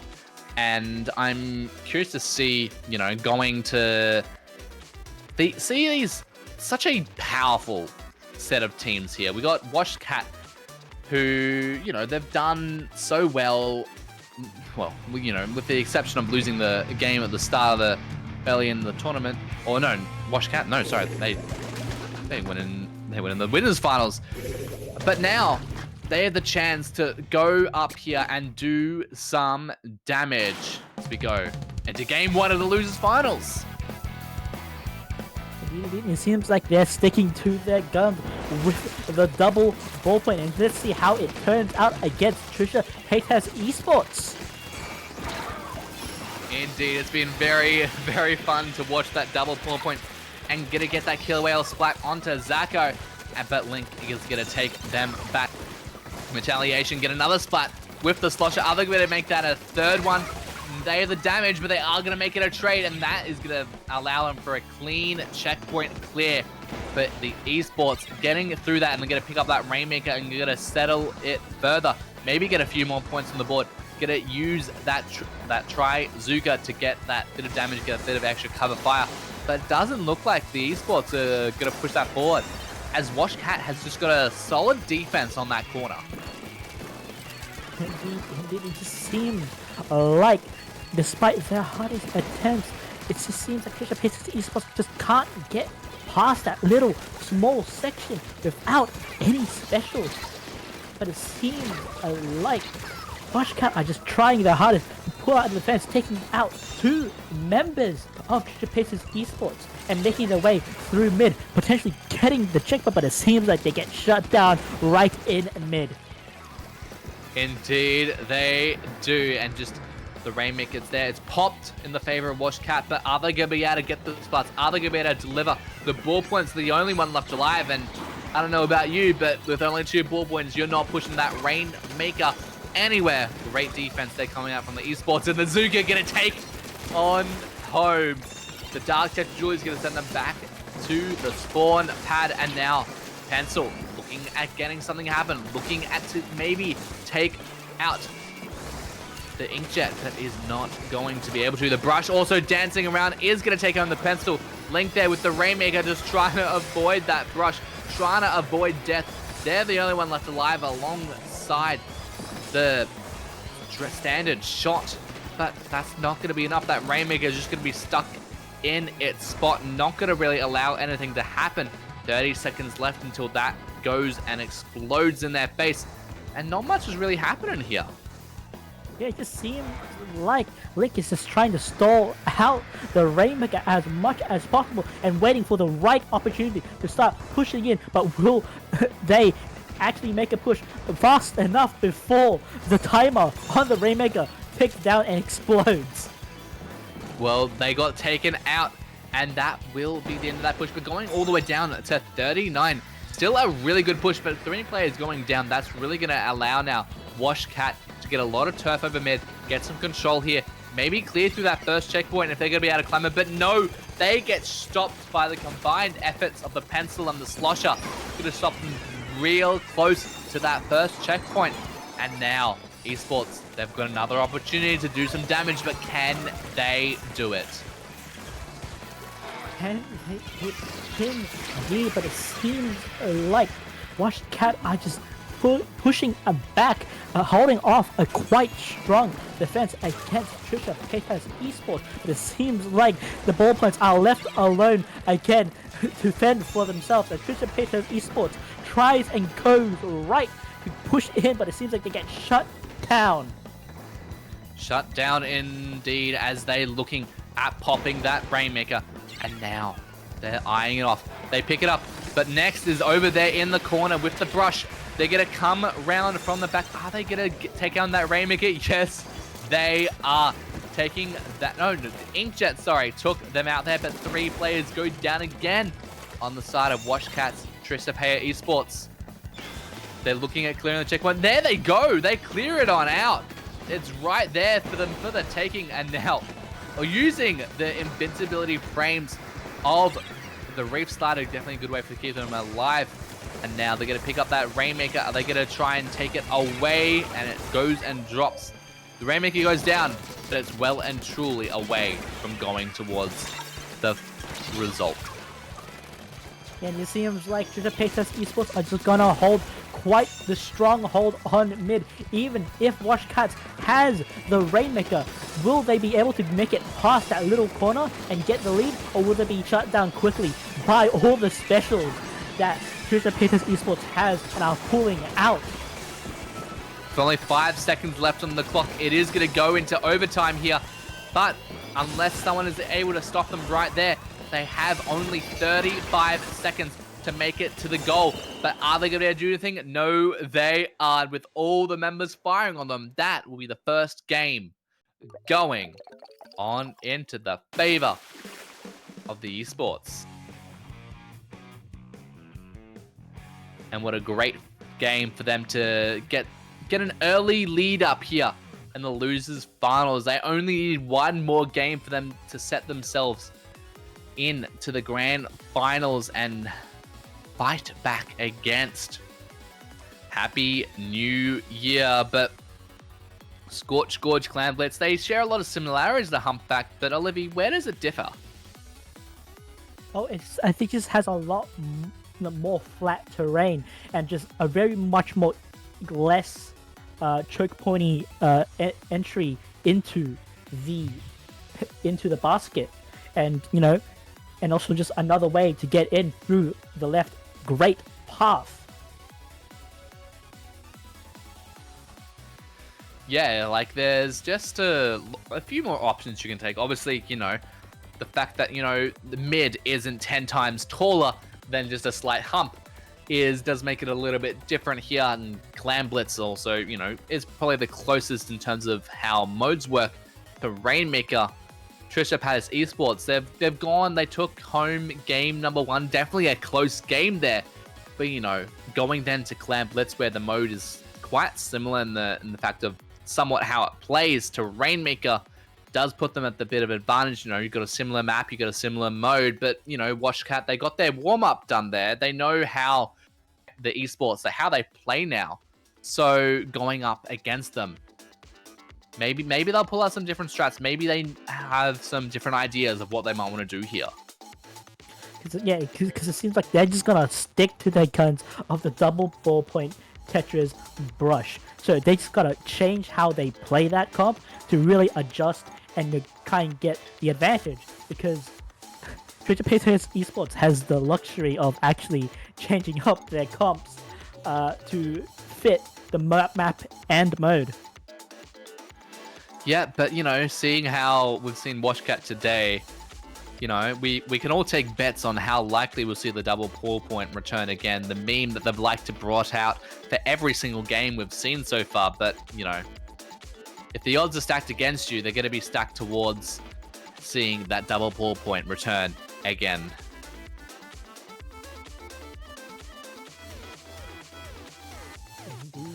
Indeed, but it seems like things are taking quite a bit to move into the second game.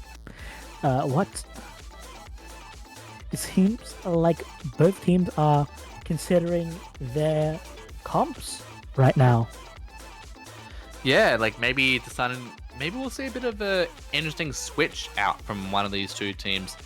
Like, I don't know what we can see. Like, it's quite a similar map mode to what we saw before. Maybe a few special changes. Maybe that's about it, because giving that bit more of a, allowing them to control the basket a bit better, since you're generally holding that one area. Maybe use some specials to change the tide, but that's about probably all I can really see much of a change here, because it's just so similar as we're going in to the game 2, potentially the final game of the losers finals. Washcat in yellow, Trisha Paytas Esports in blue, and get to see the pencil get to come out from Washcat. Get to see a returning comp from the esports, as well as Zacko coming out with the Kraken. Might see some Kraken cheese coming out from the Washcat, but we shall have to see what they do. Indeed, as both teams make their way into mid. Link gets hold of top mid, but gets pushed back by the whale and the ballpoint. But it seems like he managed to take out one member of the team, leaving Trisha Paytas, leaving Washed Cat two down, and as with Trisha Paytas Esports slowly making their way through mid. Indeed, just getting control, looking at eyeing off. We do see that the esports do have 9 clams to their name. They could get a push going, but they need to do more than just get clams. They need to hold off against this inkjet that's coming out from them from above. And Shiver, they're looking at doing something. They're firing their shots over it and just pushing away the members of Washcat as the power clam is heading on and going closer, but they opt to back out away from the Trizuka, given how well that can just instantly demolish any player. And it seems like the team colors are reversed, but with Washcat being purple and Trisha Paytas Esports being yellow, so there's going to be quite the mix-up. But it seems like Trisha Paytas Washcat. Oh yeah, now it's fixed. It seems like Washcats go 2 down with Trisha Paytas Esports slowly making their way out of their own plat through mid, but it seems like the Blush is holding quite the strong defense over mid, not allowing Trisha Paytas Esports to move off mid at all and get the power clam in all. But it seems like Washcat goes 2 down, leaving the 2 ball points again. So this is the opportunity for Trisha Paytas Esports to make their move in and get that power clam into the basket. They might need to do that, but they're going to have to do a lot of damage here. They do have that power clam at the ready, but neither team has yet been able to score any form of push here as we're closing up to halfway through this match and just eyeing off the members, eyeing off people, trying to look for their way on in. Hired there with the Julies, looking on pushing away, taking them out. They do take out one, but is there going to be any follow-up on those splats? The Kraken is going to come out there, but with only the ball point left alive, that will be the end of that attempted push as the esports, they look at getting some splats and they're looking to get that counter push going of their own. Indeed, it seems like they're setting themselves up for quite a strong lead against Washcat, getting 1 not and 2 power clams into the basket, getting that 60-point lead, with the Kraken going out to stall Washcat as the rest of Trisha Paytas gets clams. Even furthermore, get that lead, but it seems like they get shut down just before they get an even bigger lead. Yeah, and now 57 points from the esports. Washcat, they're going to have to do something. They're going to get some damage here. They're going to have to get some splats. And they've got a long way to go. And getting that splat onto Link might do something. Next, coming up from behind. Getting 1. Can I get a 3rd? No, they cannot. Other members going to follow it up. Maybe. They've got possession of the plat, but they've only got 1 power clam. They are going to get that in. But is there going to be any follow-up? They do have that pity clam on in reserve, as someone's going to come and collect it and jump in. With all the members dancing around the enemy's plat, that is going to allow them to jump and set the score to even. But we know Splatoon, they don't like ties. They need to get something in to get the lead, and there it is. The lead switches over to Washed Cat. They're going to get a few more clams on in, sending it all the way down to 33. But with all the members of Washed Cat being pushed out away from the basket, that will be the end of that push there from the Washed Cat. Indeed. With only 30 or so seconds left. Will Trisha Paytas Esports be able to open themselves up for another push to get the lead back, or will Wash Cat hold all the clams, preventing Trisha Paytas Esports from getting a power clam to get the lead back? They do have that power clam in reserve, so they do get that. They will get them almost the guaranteed overtime there.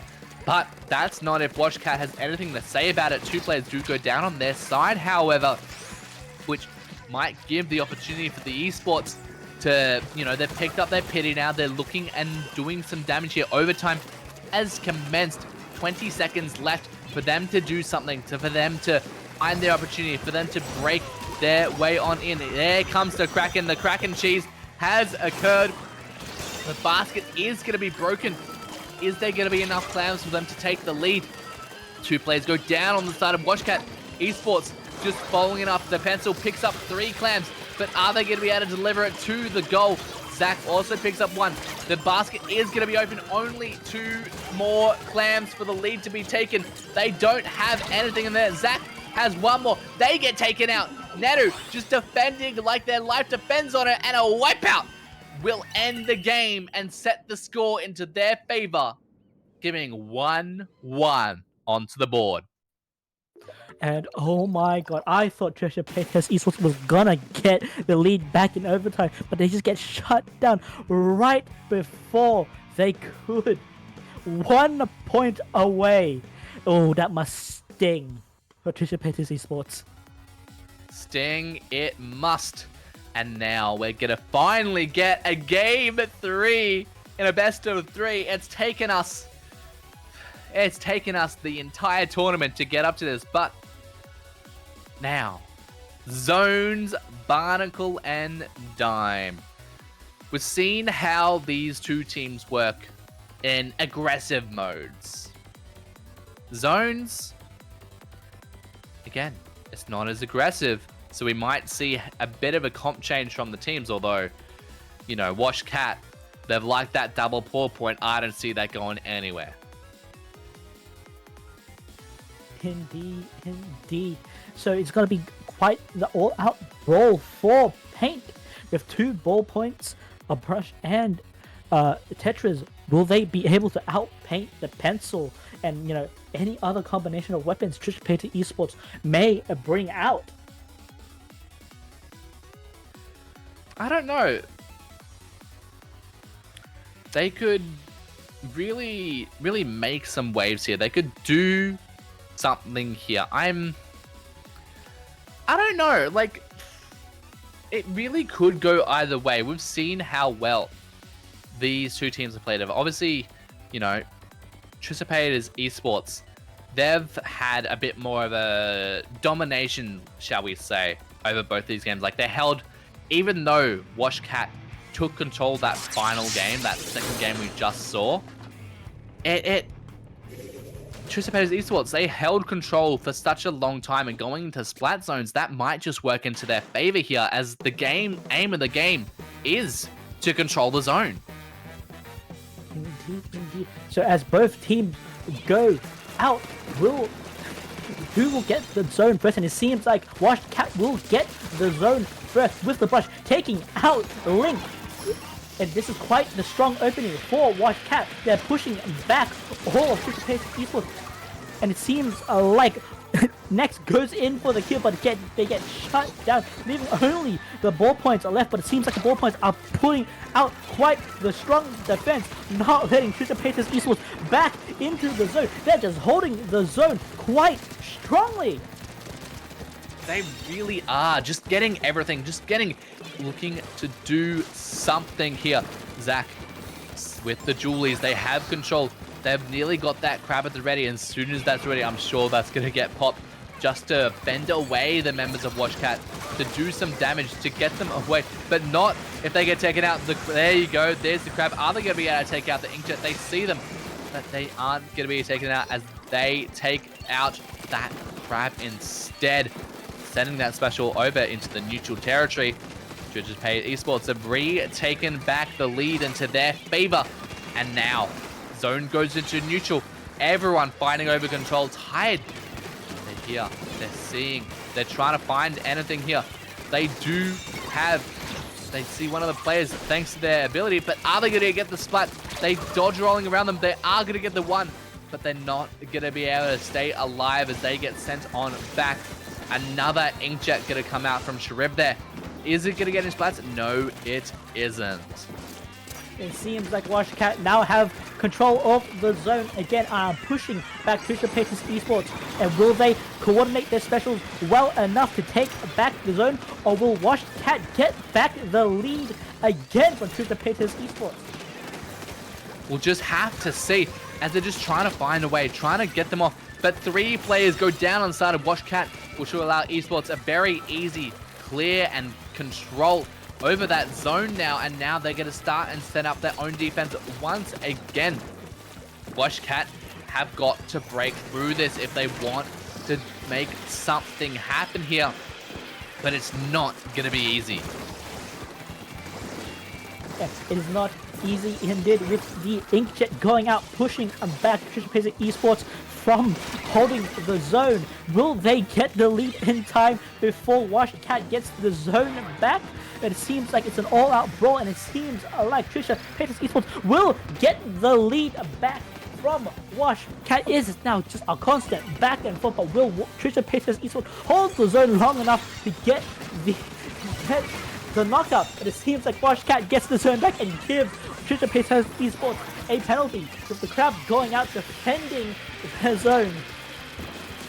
Yeah, Zach knows the brush is there, but the brush takes them out anyway before they get taken out themselves. But Esports, they've got to clear through their penalty before they even get more points on the board. Both the inkjet and the ballpoint behind, followed up by yet another inkjet. That is just going to allow them to take control of the zone, extending the Esports' penalty and allowing Washcat to clear some of their own. With Trisha Paytas Esports pulling out all their specials to try and take back the zone, it seems like they do manage to take back the zone, but with much resistance from Washcat. Their tapping of the zone gets taken back very, very quickly, and it's just now they're falling it out, and now Washcat gets the zone again and wiping out 3 members of Trisha Paytas Esports. This might be Washcat's opportunity to pull out a full-on lockout and get the lead back. Indeed, and we're getting that splat bomb kill onto Kamaka. They might be able to have something here. They're looking at getting that lead. They're looking at taking home the KO. The Zuki going to come out, is going to get that splat onto one of them. 2 players go down on the Esports, make that 2 players down, go down on the Washcat as well. Are they going to be able to take control? Only a few points remaining, but with 3 players going down on the Esports, Washcat is going to take that home, setting the score 2-1 and delivering their spot into a rematch of the Grand Finals.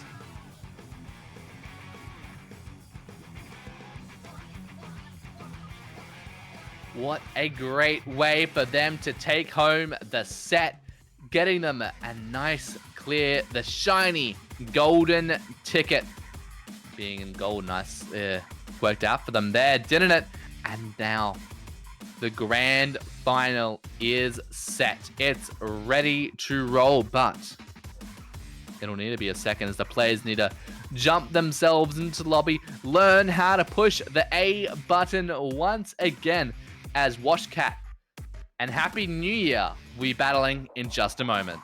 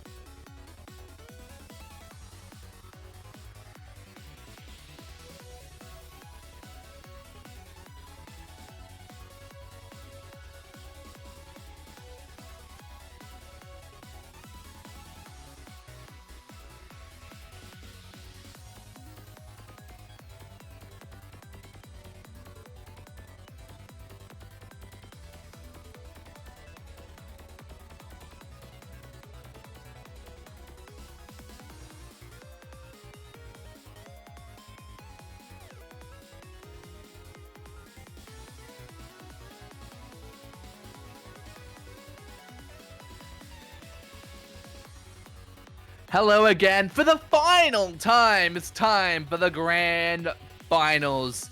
Here today, we have Happy New Year against Washed Cat. Now, it is a rematch of what we saw in the winners finals, but you know, now that Washed Cat, they've got that bit of momentum, they got that win off the last game. Do you think maybe they'll be able to deliver that here into the grand finals? I hope, maybe, you know, this tournament has been going for a while, and I'm slowly running on fumes. But it seems like, but you know, I think this game will be quite the one to watch, where it is a rematch to see. Will Washed Cat be able to get a game against Happy New Year, or will Happy New Year get another 3-0? And we are now starting with Splat Zone's Bluefin Depot. Honestly, I am super excited for this. I like Bluefin Depot personally. I don't know about you, Olivia. I'm sure you like it as well so much. But it makes Splat Zone such a unique variant on this mode. On this map, the fact that the zone moves. I don't know about you, Olivia, but I'm personally a fan of it. I'm sure you are too, right? Yeah, I love Bluefin so much. I do not believe in any way that it shouldn't be played at all in any tournament. Nah. Well, let's just agree to disagree. But what we certainly can agree on is that it's the grand final. Happy New Year against Washed Cat. We're starting on Splat Zone's Bluefin Depot. And, you know, where Washed Cat, no surprises there. Gonna see them come back with the double ballpoint. Is gonna no real changes at all for them. Gonna return with the brush and the dark tetras, and then on side of Happy New Year gonna also bring out a ballpoint, but then also gonna come out with the carbon, the zap, and the shot. Bit more of, again, what we've seen from them today. And it seems like Happy New Year have quite the dominance over the zone, taking out two members of Washed Cat, who managed to take the zone back into neutral. But it seems like Happy New Year will get the zone back quite quickly, with the ballpoint pulling out the inkjet to not much effect, with Happy New Year constantly holding the zone. Indeed, and now they're looking at just continuing on the push as Washed Cat continues on their barrage of paint, their barrage of bombs, and their barrage of pretty much anything they can throw at the zone. But Happy New Year just being able to constantly control, but not even being able to send it into neutral. There we go. There's the neutral. Two players down a piece, and there we go. Washed Cat finally being able to cap it over into their favor. Neru getting that splat onto Himadayor, and now they have something to do. They have something to look forward to. They have a ballpoint ready as well. They're just eyeing off the members. They see them. They have the range to compete against them, but what has more range is a Trizuka and an Inkjet battle. And they get that splat. Inkjet goes down as well. Next, just trying to hold on to the zone with all their might. They are going to manage to do that. They see the Zuka there. Are they going to get the splat? They get the bomb pick there, but are they going to be able to find anything else? The zone does go into their favor. Next is going to take that trade, though, onto Henry. And now it just seems like a constant back and forth now, with what started off as Happy New Year holding a quite strong dominance. Washed Cat are slowly getting back into gear and holding the zone, but it seems like Tired gets taken out by getting tanked up on, by being in the wrong spot at the wrong time, with Happy New Year mounting themselves out for another push back and get back into getting the zone. But it seems like Washed Cat is holding quite a strong defense, not letting Happy New Year get the zone back. It seems like the momentum is slowly going into the favor of Washed Cat, and they're slowly getting back the lead. Yeah, they're finally going to do it, and a wipeout is certainly going to help them get that lead back. And now, Thread, Tired, they're looking at pushing that even further. They're going here. Henry now on the flank, but they get spotted out by the ballpoint. But are they going to do anything with this Trizuka firing on zone? They get taken out, and that is the game going to Washed Cat, and the first game loss against Happy New Year. taking down Happy New Year, getting one game, but smearing their perfect undefeated record. Will Washcat be able to ride momentum and win this set and push a bracket reset? Or will Happy New Year, finally get super serious and get the last 3 games?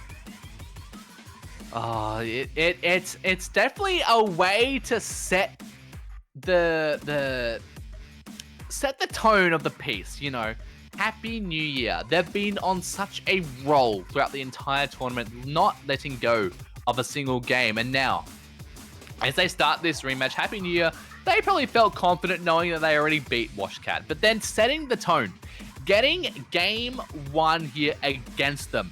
And not only just getting the game, but getting a KO. Definitely a way to, make Happy New Year pay a bit more attention to, we need to maybe think about, we might need to change something here as we're going to go to game 2, tower control on Ship Shape Cargo Go.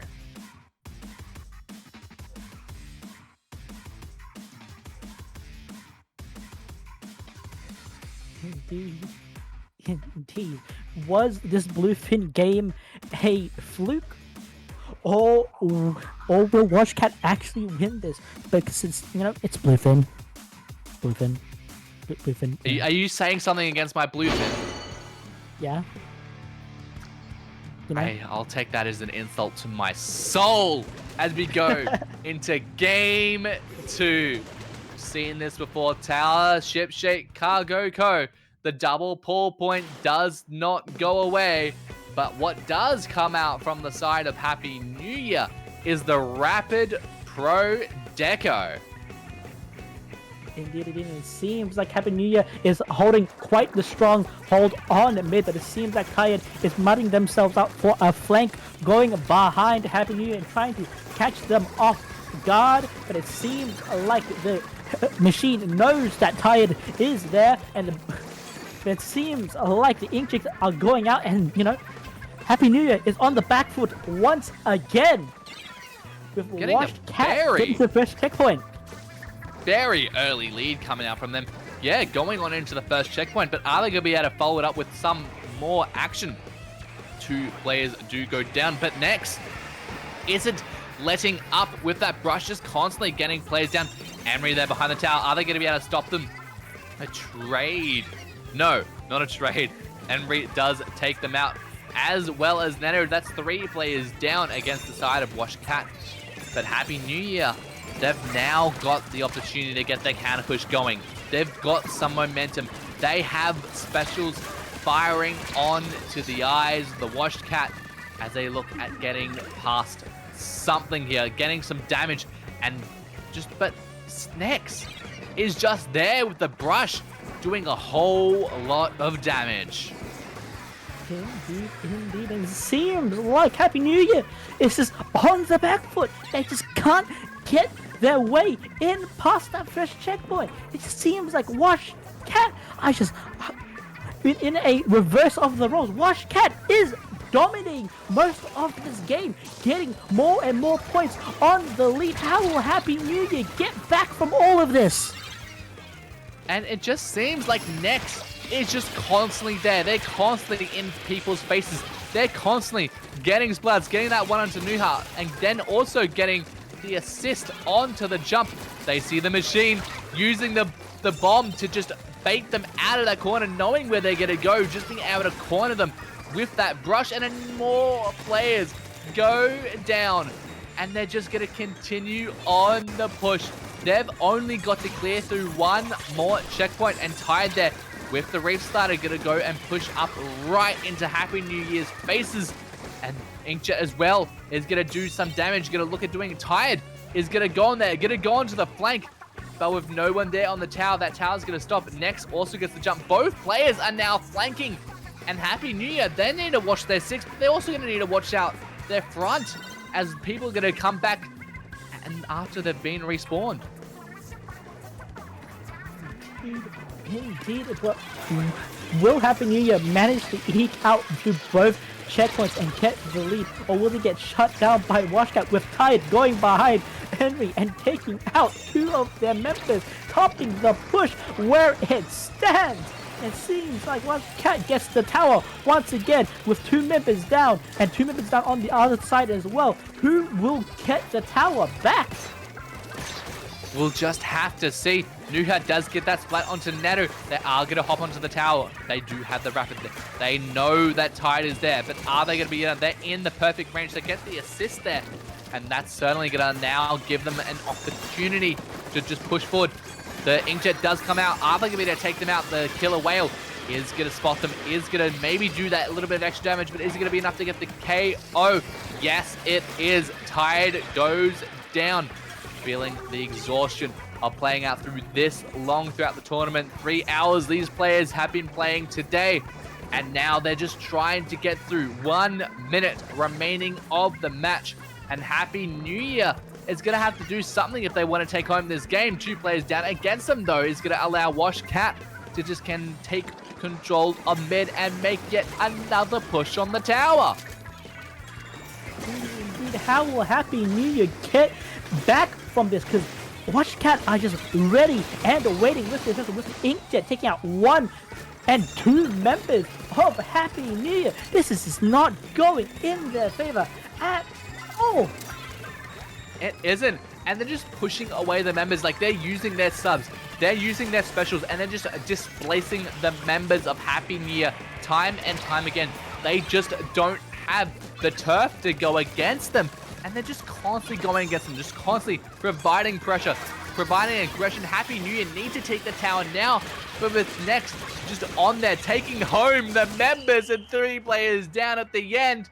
Nearly 4 there, maybe it would have been 1 or the other there. That's the second game going. That's the second game going to Washcat. And we just might see a bracket reset 1 game away. Oh dear, oh my. Happy New Year must, get back in the gear to try and take back the set. Oh, they will just be playing quite a long game, and I think their energy is slowly but surely running low. It just might be that as of now. If you're running out of energy, one of the best things to have is to have some ramen. But unfortunately, it's not for sale here at the Robo Ramen. But Rainmaker here. We haven't been on this stage yet. And I'm curious to see, what can these teams do here? Indeed. Robo Ramen is quite the small map in general, and where a lot of its space is actually through the underground pathways that both teams can use to pull out a surprise flank. But the actual path from checkpoint to goal is actually quite short. Yeah, like it's very close. Like, you just take it. But even still, there is so many opportunities for to have the Wolf have defense, especially with the double pull point. That's gonna give them so many opportunities to just set up some really good defense against Happy New Year, making it even harder for them to get a push going. But we'll have to see. Like, we've seen how well they've done throughout the entire for the rest of the tournament today, and just seeing how well Washcat have played those last 2 games, they're really on a roll. They might just take it. Indeed. And that means we'll be moving on to a bracket reset if they do. So hopefully Happy New Year can take it back for the health of us commentators. We'll have to see, as we're in potentially match point here before the bracket reset. Game 3 of the grand finals. Here we go.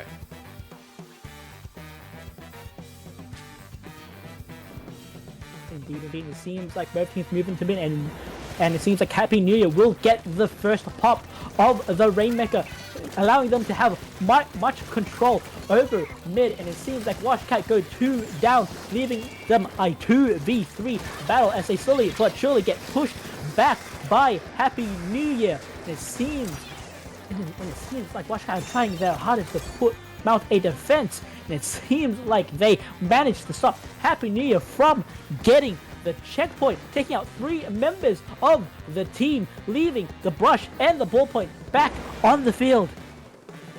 Yeah, indeed. They're looking at doing something. They're looking at getting damage. Neto there with the inkjet. They are going to look at clear that. Just barely miss it, but are they going to clear it? Yes, they are. But the carrier is going to get sent on back to the graveyard. And now that's the first checkpoint cleared for Washed Cat.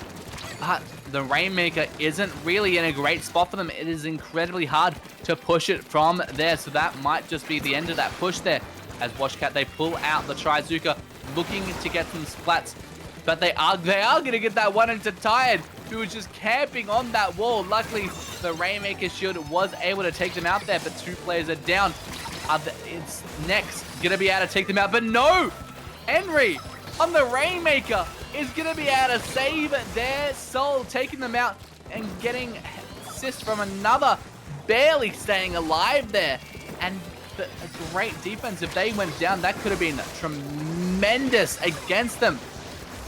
But now, Happy New Year, they're looking at getting forward, but they just cannot break through. Next going in for round 2 and takes them out.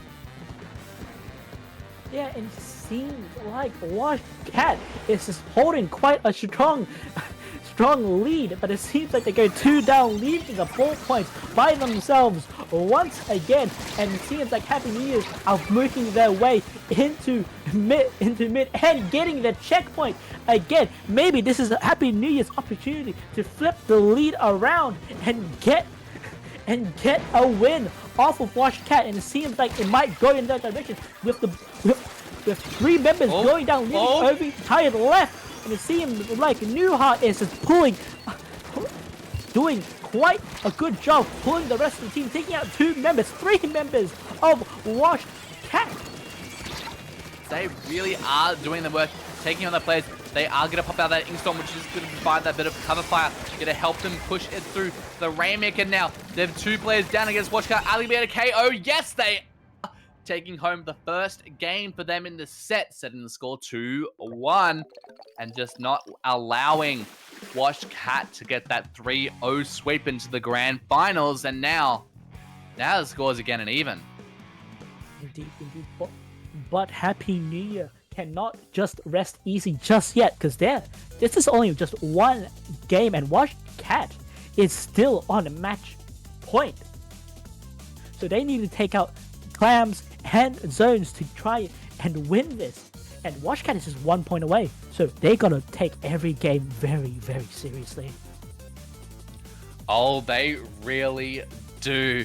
Happy New Year, just doing, they've shown throughout the tournament how strong of a player they are.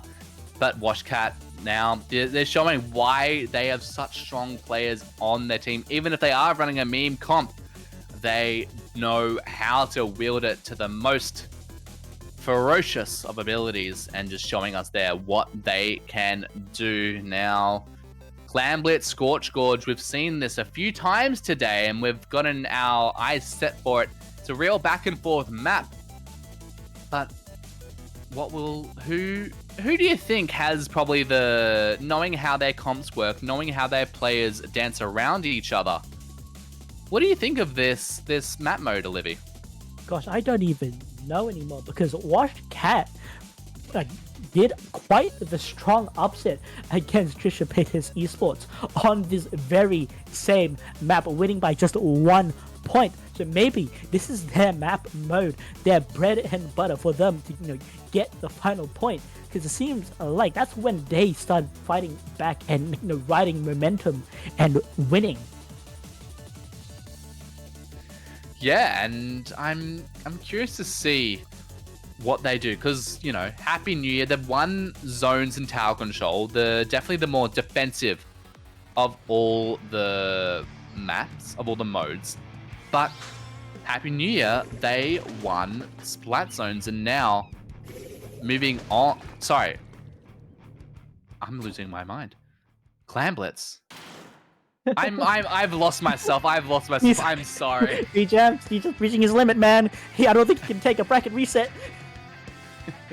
We'll have to see as we go in to potential game number 4 of the grand finals. And it seems like Wash Cat opens up with a very, very strong opening, taking out 3 members of Happy New Year and already making their way towards the basket with a power clam. And seems like they're going to get that power clam in and pushing him back. Happy New Year again and again.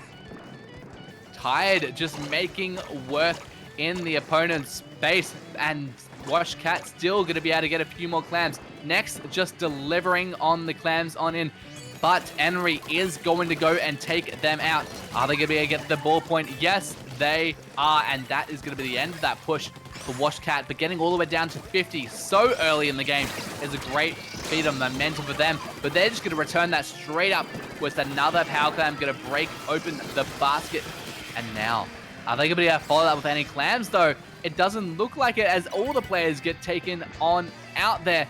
And then the score just goes on set. The power clam that was in reserve for Happy New Year is gone, as next is back up again into Happy New Year's base, dealing damage. Yeah, it just seems like Wash Cat and Next are just being nuisances towards Happy New Year, being unrelenting with the pressure. Happy New Year just can't make it out of their own plat, but it seems like they will, with both ball points getting back their recalls on the inkjet. But it seems like Next is not allowing Happy New Year to get out, stalling them even more, taking out one member, leaving Happy New Year early with their zap, and Rush Cat is setting themselves up for another power clam push. They really are. They have control of the enemy's plat.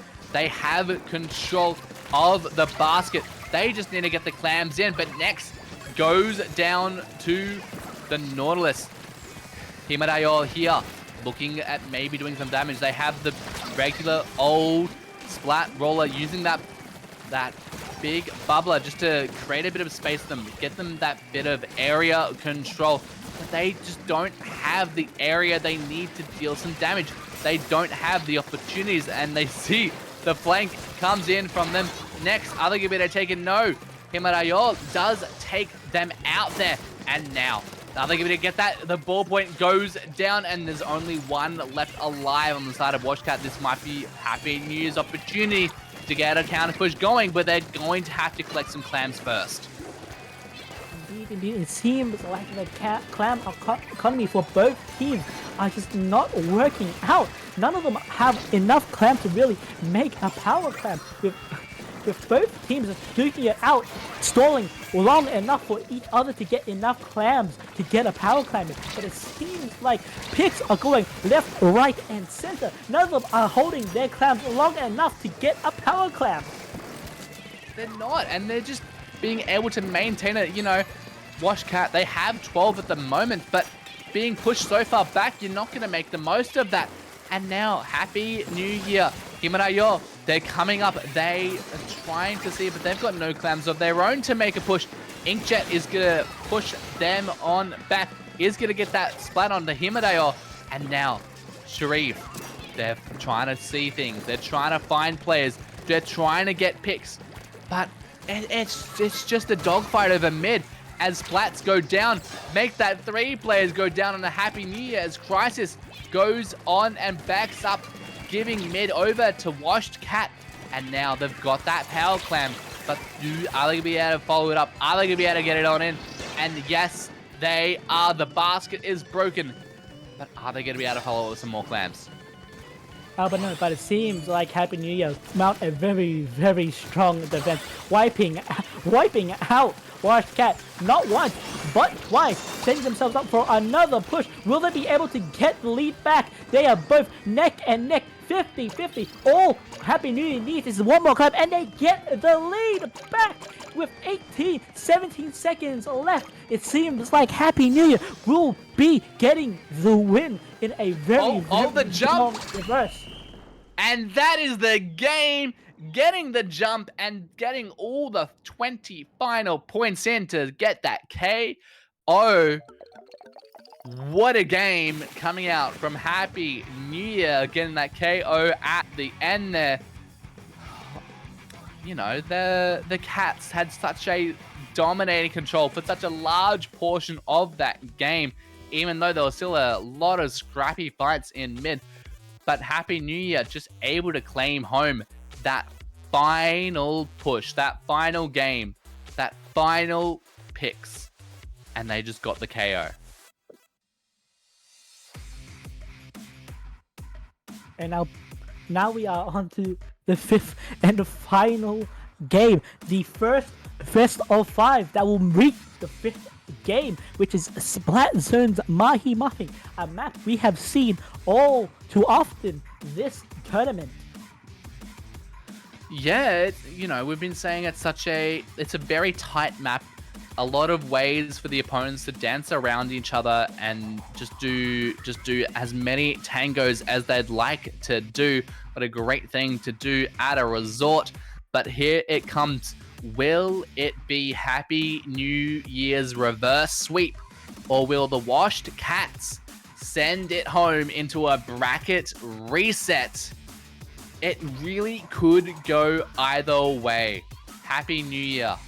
They've got the momentum from the last few games.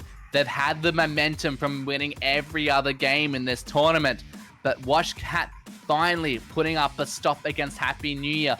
Finally showing them what the Aussie defense can do.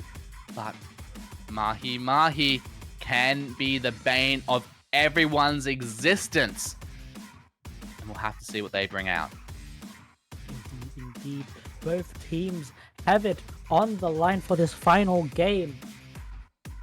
So this is going to be quite the battle of the century. Or just the last few minutes. It really could be, but you know, looking at what games they've won, we see over in game 1, Washcat did win Splat Zones. I forgot that for a second. How did I forget the most basic of modes? They won game 1 with the Splat Zones. So maybe they might take it home here, but we'll have to find out right now, right here. It's the grand final. It could be the final game, but there's a DC! Oh my god. We just love it. God. We just love it. It can't be an OCE tournament without something going wrong near the end. Okay, there we go. I was gonna do this. Is someone gonna cancel the match, please? Oh my god. You know, I build up all of this hype. I put on this. I get the bread. I get the sauce. I get the burger. I get the lettuce. I get the tomato. I even get the pickles. And then they tell me they want no sauce? Like, come on! Guys, really? Oh my god, this is such an anticlimax. But hopefully... I know, you build it, and then they just do not deliver. Oh. Hopefully, we did not get another DC, but us two will keep the stream company until they get the last member who disconnected back. Well, you know, I'm just reading chat here. People blaming Lagios. The team that DC'd was actually the team not from Australia, so you can't blame us here. Yeah. These OCE people, they win through lag. That's what they do. That's why they won so far. Grr. Oh, well, we're just gonna wait on them for them to... They will come back on in.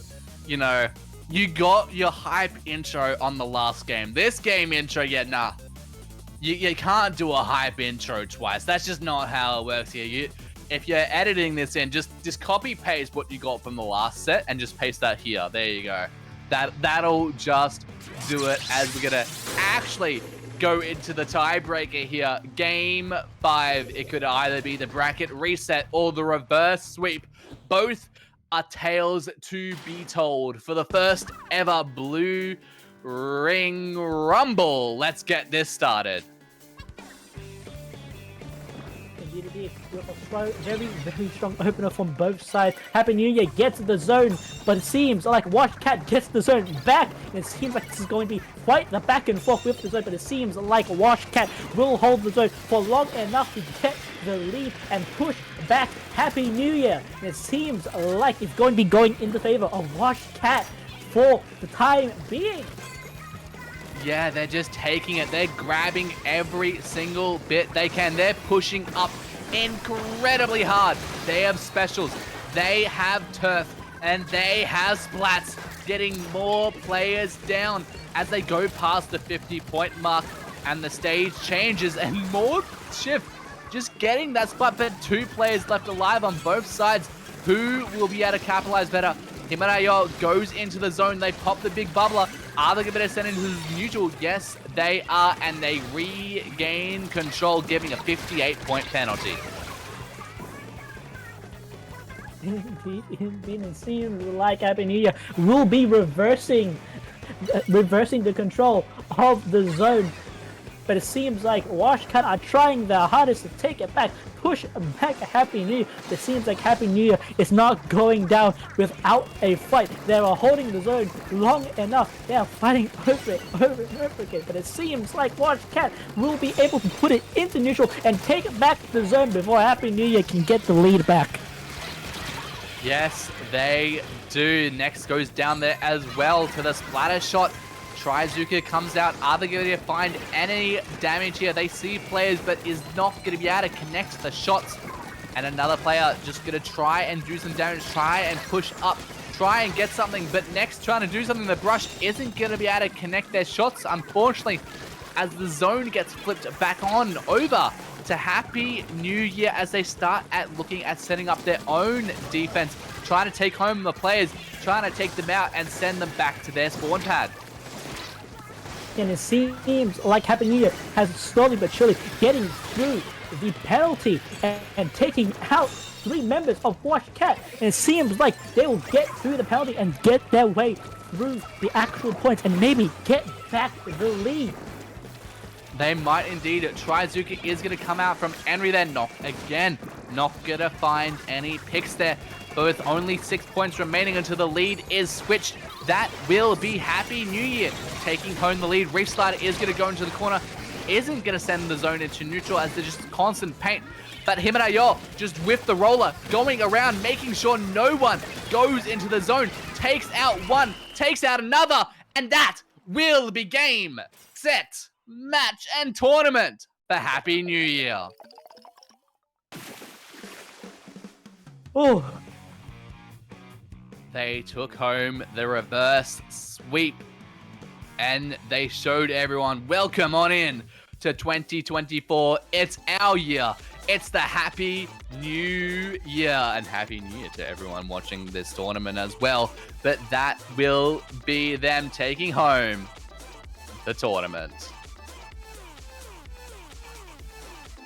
Oh, what a set. You know, from seeing Happy New Year take home every single game throughout the entire tournament, and then Washcat, you know, start off the set, taking home 2-0. I was shocked. I don't know about you, Olivia, but I was absolutely shocked by that.